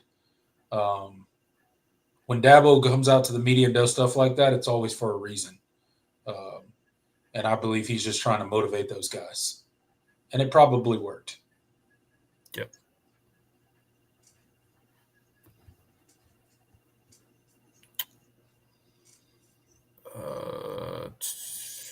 Intelligent Savage says, if College Football 26 video game, I would ask you guys to add one Clemson Tigers classic team to the game from any time point. What's your team you guys would select? That's a good question. You said, okay, so any classic Clemson team specifically. I mean, obviously, I think any of the national championship teams would be cool. Yeah. I would I would add 2012 Clemson. I was going to say 2012, yeah, with Taj Boyd and Sammy Watkins, Watkins. That'd be a really fun offense to play with. Martavis Bryant, Adam Humphreys. Yeah, definitely 2012. That'd be my first pick outside of 2016, 2018. Yeah, Clemson. But that may be one of the funnest teams to play with in a video game format. Would be because just Taj Boyd running around back there, slinging it, kind of the style of offense they played. It'd be a lot of fun. Yeah. I'd like to play with Woody Dantzler. Yeah. Game. He'd be a fun quarterback. Give me 2000, 2000 Clemson. Yeah, Woody Dantzler, Rob Gardner. Those guys. Those would be fun. So. And then any of the CJ teams, James Davis teams. Yeah. Then if you just want to destroy everybody, just the 2018 national championship team. Yeah. I guess I would go to 2007. They won 9 games, so I would go 2007 Clemson. Yeah. Yeah. Then that would be a good pick. Who else? What would be any teams before that? That would be fun to play with. I mean, you already mentioned the national championship teams. you could probably do a couple of the post probation later Danny Ford teams that won ACC championships. Those teams were loaded. Yeah.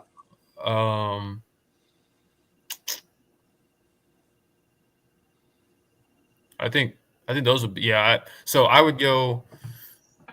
I would add 2000 Clemson. Well, I'm saying Clemson like I'm mentioning other teams other than Clemson, but I would go the 2000 team, 2007 team, and the 2012 team. Besides the national championship teams. Yeah, outside of the 3 national championship teams. Yeah.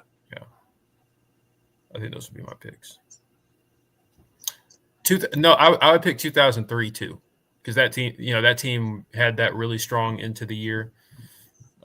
It beat Tennessee in the Peach Bowl. I would pick them too. Yeah, but that quarterback that was Charlie's first year starting. So get Charlie Whitehurst in there too. Tony Flip, the captain on that team. Yeah. Kevin Youngblood was on that team. You had who's a running back?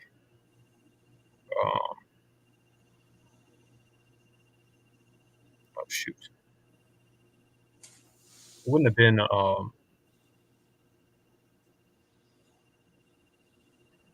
who would it have been in 03? Okay, no, don't tell me. I should know this.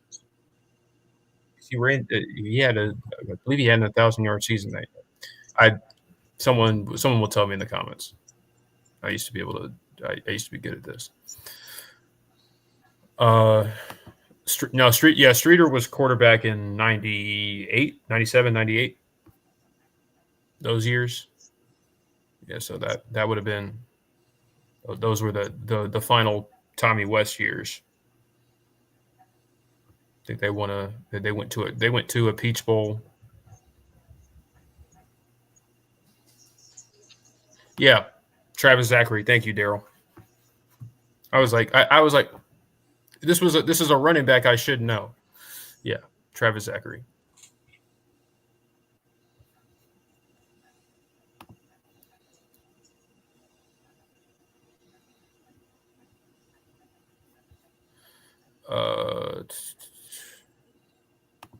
Steel Gamble. That was the infamous 63-17 beatdown. I like to play a place I like to call Death Valley South. Yeah, 2003. Yeah, that was a great year, and then they followed it up with one of the more disappointing seasons in Clemson history in 04. That was I've been told stories. I don't remember it obviously that well. I was really little, but those were peak. That was what the Tommy Bowden experience was like. You would have these really high highs, and then you would immediately follow them up with the lowest of lows. And what that 04 team started like 1-4, I think that year. I think they finished okay. I think they finished 7-6, but they were like picked in like the top 10, I think, heading into that season. 2004, yeah, 6-5. Yeah.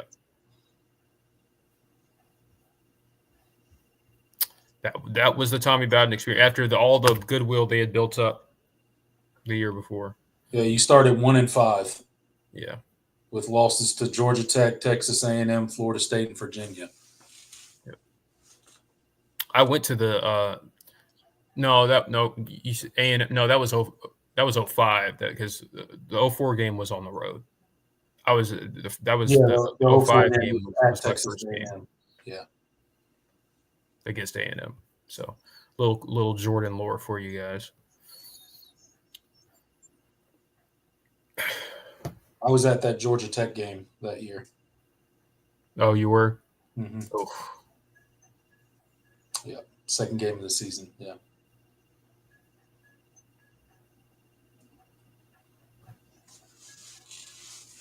We could not beat Georgia Tech in those years. Reggie Ball, never. Reggie Ball was the bane of our existence. Yeah. Wasn't even a good quarterback, man. No, was not. But that was they still had that was those were the Calvin Johnson years, weren't they? Yeah.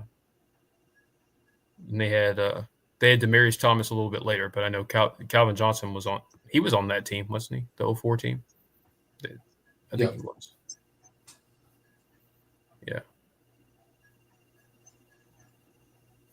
he was. Yeah. He was something. Man, the coach was that was Chan Gailey, and they weren't running the option then. They were I forgot we lost to Duke that year too. Jeez. Oh, that's right. 13-16. Yeah. Oh man. Peak Clemson under Tommy Bowden. Yep. David talking about Tennessee. Yeah, they played dirt. Yeah, those Fulmer teams, especially those late Fulmer teams when they weren't as good. Like they. Right. This is peak Tommy Bowden. What you're talking about, like you rattle off those 4 losses, and then you go on a 4-game winning streak, and beat a number 11 Miami team. Like, just don't make no sense. And then you beat number 11 Miami and follow that up by losing to Duke. Welcome to the Tommy Bowden Clemson years. Yeah. That sums it up right there.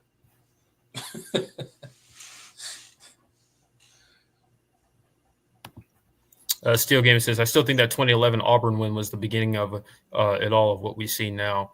I mean, yeah, that's a lot of people point to that win. I mean, that was one of the most fun games I can remember watching, man. Like, you had Andre Ellington. Oh, Andre Ellington, man. They couldn't stop him. And that was, and especially when you think about the heartbreak, you blew a double-digit lead, late to that 2010 Auburn team that ended up winning the national championship. You lost in overtime, and shoot, that was that was Catman missed that field goal. Yeah, that Yep. You have all of those things. Obviously, I don't think that Auburn team ended up being that good. I think they won 8 games, but at the moment, like getting that win over the defending national champions, like that was a statement. That was, and then obviously you that season, what you win your first ACC championship in 20 years, and beat Virginia, the top 10 Virginia Tech twice in that season. We won't talk about the rivalry game or the Orange Bowl, but it was a big step in the right direction. We will not talk about the Orange Bowl. Yeah. But you beat Florida State that year. That Orange Bowl ushered in a new era of Clemson football on the defensive side of the ball. So I guess it was worth it. The pain was certainly worth 10 years of Brent Venables. Indeed. So I guess I would do it all over again. I guess we should say thank you to West Virginia instead of being mad about it. Shout out to Dana Holgerson. Shout out to Geno Smith and Tavon Austin. Yeah, for hanging 70 on us. Yeah. Man. Daryl mentioned, Derek Hamilton. He went first round, didn't he? I'm pretty sure he did. The Rod Gardners and the Derek Hamiltons like that. I mean, even before what we think of when we think of Clemson wide receivers and wide receiver, you were still putting out guys. Those guys were, they were getting it done. Mm-hmm.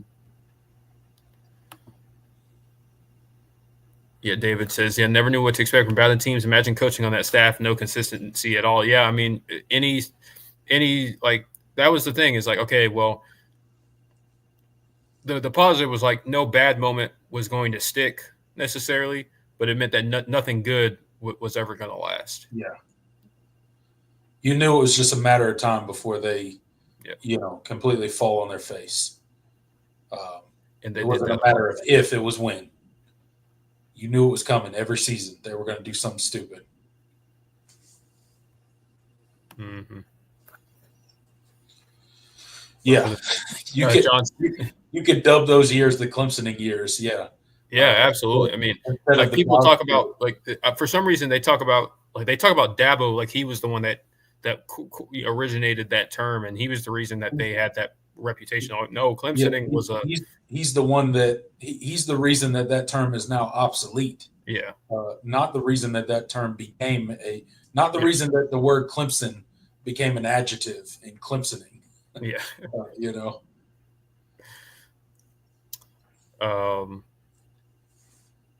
Isaac says, yeah, that home win versus Georgia with Aaron Murray and Gurley was special too. One of my favorite Clemson games. Yeah. That Sammy Watkins touchdown, I think about, all the time. That was a great football game, but that was one of the best like the Hill entrances ever looked on TV. Like that, people always point to that game because I think it captured everything that made the Hill entrance special. But yeah, that was a big time win. People don't at that time, and Georgia had just they were just coming off of that 2012 season. They had just barely lost the SEC championship. They would have been playing for a national championship against Notre Dame if they had more, like they had like an extra 5 seconds on the clock against Alabama. Like that team was good. Those teams were good.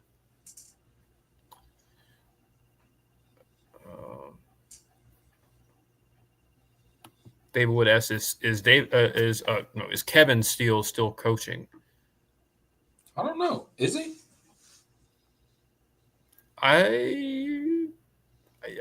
Isn't he? I think he's. Is he in the NFL now?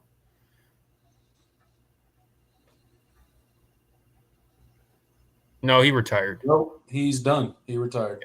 Yeah, he retired. Okay. He retired after Alabama. Yeah. Okay. I knew he wasn't like a coordinator anywhere, but I wasn't sure if he was like doing a support type thing, support staff type thing. Steel Gamble says, worst part about that West Virginia game is that we were very competitive until that scoop and score on the goal line. Yeah, it felt like the team knew the defense wouldn't get enough stops after that, so they quit. Yeah, it was that first half was back and forth. I mean, like it was still kind of nerve wracking because like Clemson was a heavy favorite and like most people expected them to win that game. But man, yeah, that was. I don't like revisiting it in my head. I've scrubbed many moments from that game from my memory, but oh man, yeah. But it's easier to think about now, obviously, after everything that followed. I just replace all the bad feelings about that game but we had Brent Venables, for a decade after, so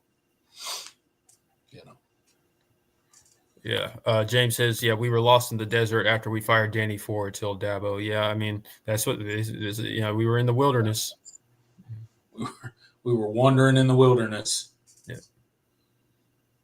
That is for sure. And it was our own doing, really. I mean, people get up, they talk about the NCAA and the sanctions during that time, but what really crippled the program was, our administration's incompetence at that time and handling their disdain for Danny Ford. They hated him and basically just forced him out.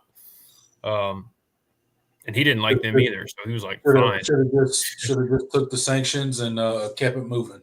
Yeah, and they didn't we didn't really defend ourselves in the when the ACC, and not only did we get sanctioned by the NCAA, but the ACC levied heavier punishments. They took away our TV they wouldn't put us on TV. They took, they reduced our scholarships even more than they already did. Like that.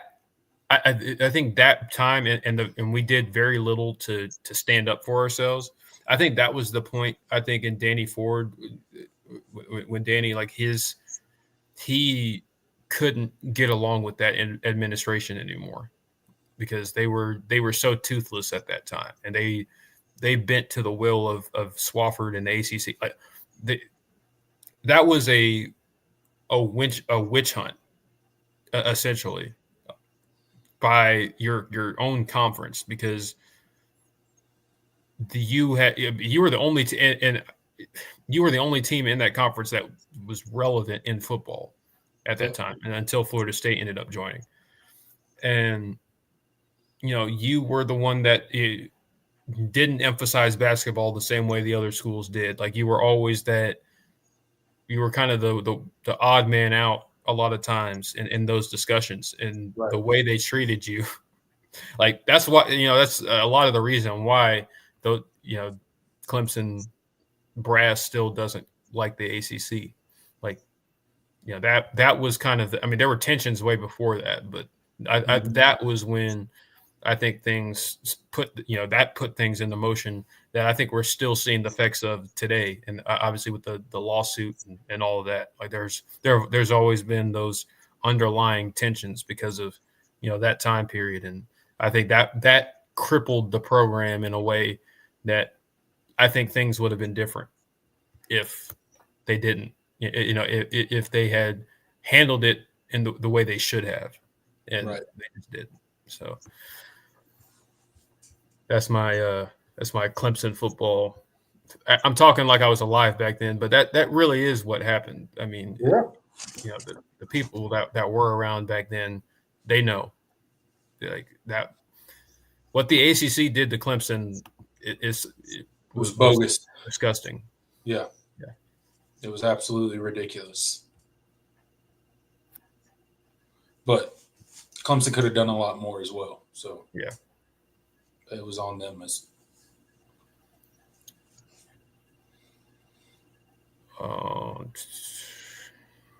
Firing Danny Ford was not the solution. No, it was not. Yeah, Isaac Smith says y'all should do a top 5 most memorable or impactful games in Clemson history. Yeah, that would be a good one. There's to be too many. There's so many to choose from, but it would be fun. And that'd be a tough list to make because there's a lot of huge games. Yeah. Inevitably, there's going to be some. Even just in like Dabo's tenure of Clemson, there's so many huge games.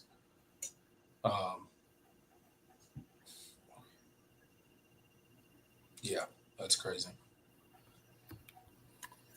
All right, let's do a couple more and call it a night.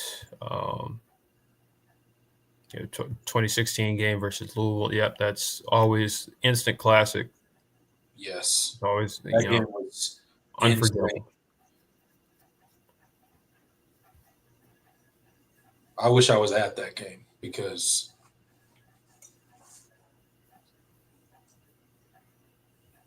the atmosphere was. You could hear it on TV, so the atmosphere in the stadium was absolutely insane. Yeah, Deshaun versus Lamar in the Valley was the loudest it's ever been. It was insane. Yeah. I remember watching it on TV and was like, man, it's loud there. But being there must have been crazy. We haven't seen. I don't think we've seen a matchup like that since. No. Like head-to-head quarterback matchup like that. No. Heisman implications, national championship implications, playoff implications, conference implication. Those games were about as big as you could get. Yep. With all the pressure and all the implications you could think of. And just 2 mega superstars. Superstars at quarterback. Yeah. And 2 guys that put the team on their backs. And the teams win as they went. Yeah. I mean, basically, it was like a season-altering game. And boy, did they both perform. Oh yeah, that one of the rare moments because the build up to that game was insane, and Right. it's just rare that you get that where a game is built up. Usually it's somewhat of a letdown, right? Yeah. Like, usually it's like, I mean, it was good, but it wasn't like all that. That game was all that. Like, it over delivered. Yeah. Nobody had that game going the way it did. No, that game was crazy. The lead changes, the turnovers, the big plays. The way that it ended basically right on the goal line. Yeah. Like, I mean, everything about the game was there. There was no time that I think any side felt good about winning the game. No. I remember when Lamar ran that touchdown. I think they went up. What was it, 36 to like 28? Yeah, and like I thought we had lost the game at that. Yeah, point. I thought it was over. It's like, we had blown because you remember Clemson had a double-digit lead in that game, and Louisville came all the way back and then took an 8-point lead. Right. Like I thought it was over. Yep. But then you had I think that was right when that next drive was the throwback to Jordan Leggett. Yep. Here comes Deshaun and the offense. Yep. Getting off the mat once again. You know, making a spectacular play. Yep. And yeah. Wow. Like that was special.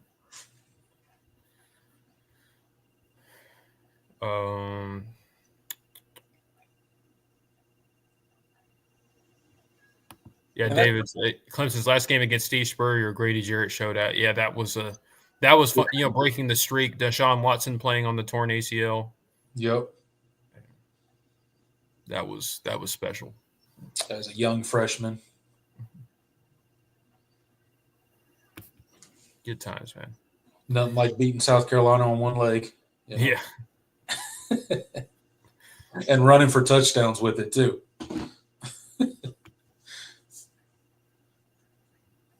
Yeah, Danny Ford had an elite program, but yeah, I mean, you were I think Clemson was a top 10 program at that time, and you just that was taken away from them prematurely. Yeah, you let it fall apart. Yeah.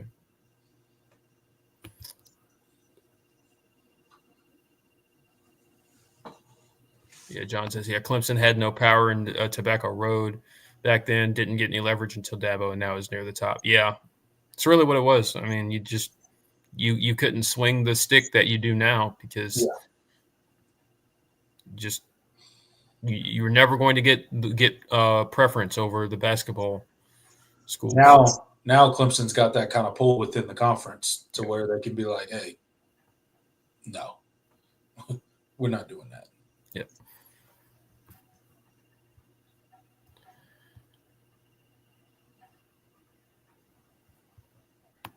Jay says nothing will ever touch Notre Dame in a monsoon. Personally, RIP to my foot. Yeah, a lot of Clemson fans will say that game was the best ever. Like the hurricane. You could definitely make the argument because that was incredible in its own right. I mean, that game was. That's where BYOG was born. Yeah, exactly. It wasn't as pretty of a football game. No, but that was such, especially when you consider the magnitude of that game at that time. That was Clemson's statement that, hey, we can not only are we good. That was their statement on the national stage that hey, we're here and we're going to be here. So, and then obviously you think about the stop at the goal line to win the game, and then shout out Ben Boulware. Yeah, shout out Ben Boulware. The Dabo's presser at the end with the BYOG. Tons of Clemson lore came out of that game. Wet Sauce says Cade versus Nuss might rival. I don't know if you're going to see the same build up, but I hope we see something. I don't know much about. I don't know. I just feel like Deshaun and Lamar were just too. They were more fiery, right? Like there was tend to more show a little bit aura more to the emotion. game. Like I'm gonna use some young folks slang. I'm gonna say like that game had more aura. Yeah. Nah, they showed a lot. They tend to show a lot more emotion between Lamar and Deshaun versus a Cade and a Garrett. So, yeah. But I mean, I don't know. Maybe we'll see. Like, there's no love lost between Clemson and LSU, so it could end up being, the buildup could end up being good.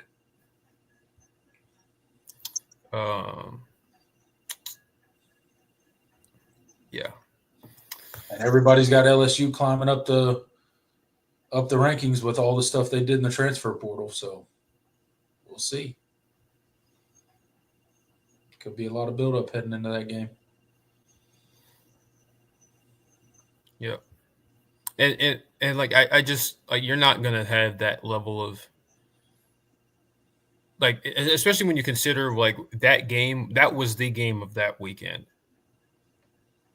That Clemson Louisville game, like that was the game that everybody was talking about. That was like one of the games of the year. Yeah. It was huge. Like with Clemson and LSU, this like you're going to be competing with obviously Ohio State and Texas, Alabama, Florida State. Like it's you could argue the best game of the weekend, but it's just not the same.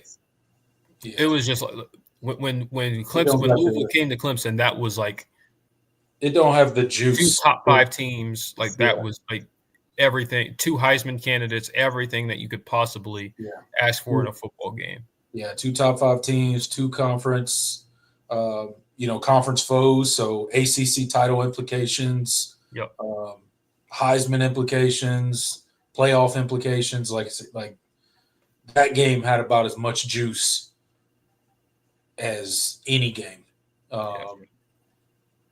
And to your point, it delivered and over-delivered when it came to how it all played out.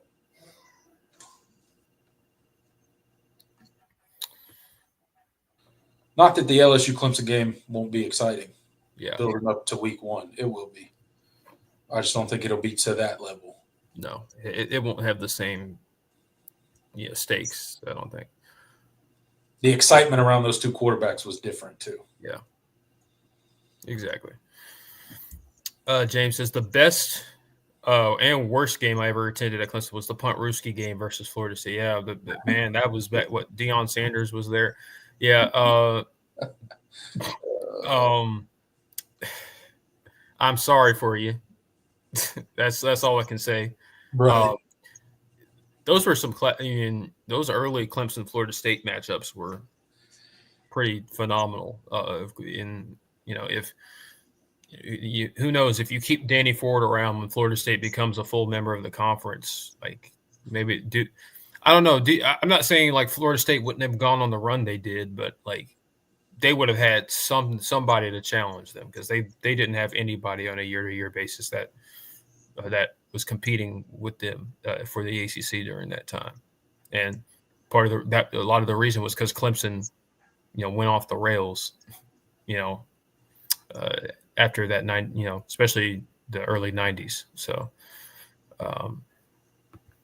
just kind of how that whole story went. But that was the true beginning of the rivalry, if you want to. I know some Clemson fans that don't consider Florida State a rival. I do. I very much do consider them a rival. I think that the Punt Rooski game and then going and beating them in Tallahassee the next year, that was the beginning. All right, I think that's a good place to end this off. We're already John's got a good point about the Clemson LSU game. Yes. ESPN will absolutely make sure that OSU Texas is the game that everybody's talking about. Yeah. I mean, and it makes sense. Those two teams will probably be number 1, number 2 in the country. 1 and 2. ESPN College Games Day is going to be there. It's going to be Lee Corso's last College Game Day. Basically ending where he started it all with the headgear pick. It's all the juice. Week 1 will be Ohio State, Texas. Yep. So.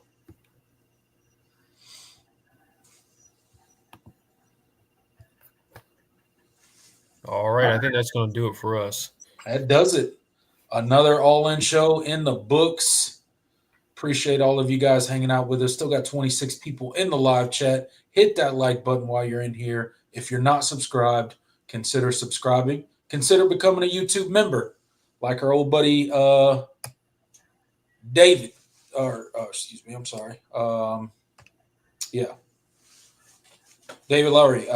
Great show, guys. Thanks. Appreciate you. Thanks for being a channel member. Consider becoming a channel member, much like him. We'll be back here next week, Wednesday, 8 p.m., to talk all things Clemson football, talk all things college football. In the meantime, check out the rest of the videos on the channel. Check out the official Voice of College Football website. Check us out on Instagram. Check us out on Twitter. Go follow Jordan over on Twitter. Follow myself over on Twitter. As was pointed out earlier, 6 years later, I finally joined Twitter. So go check me out over there as well.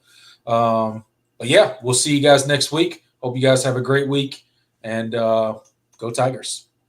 Later, y'all.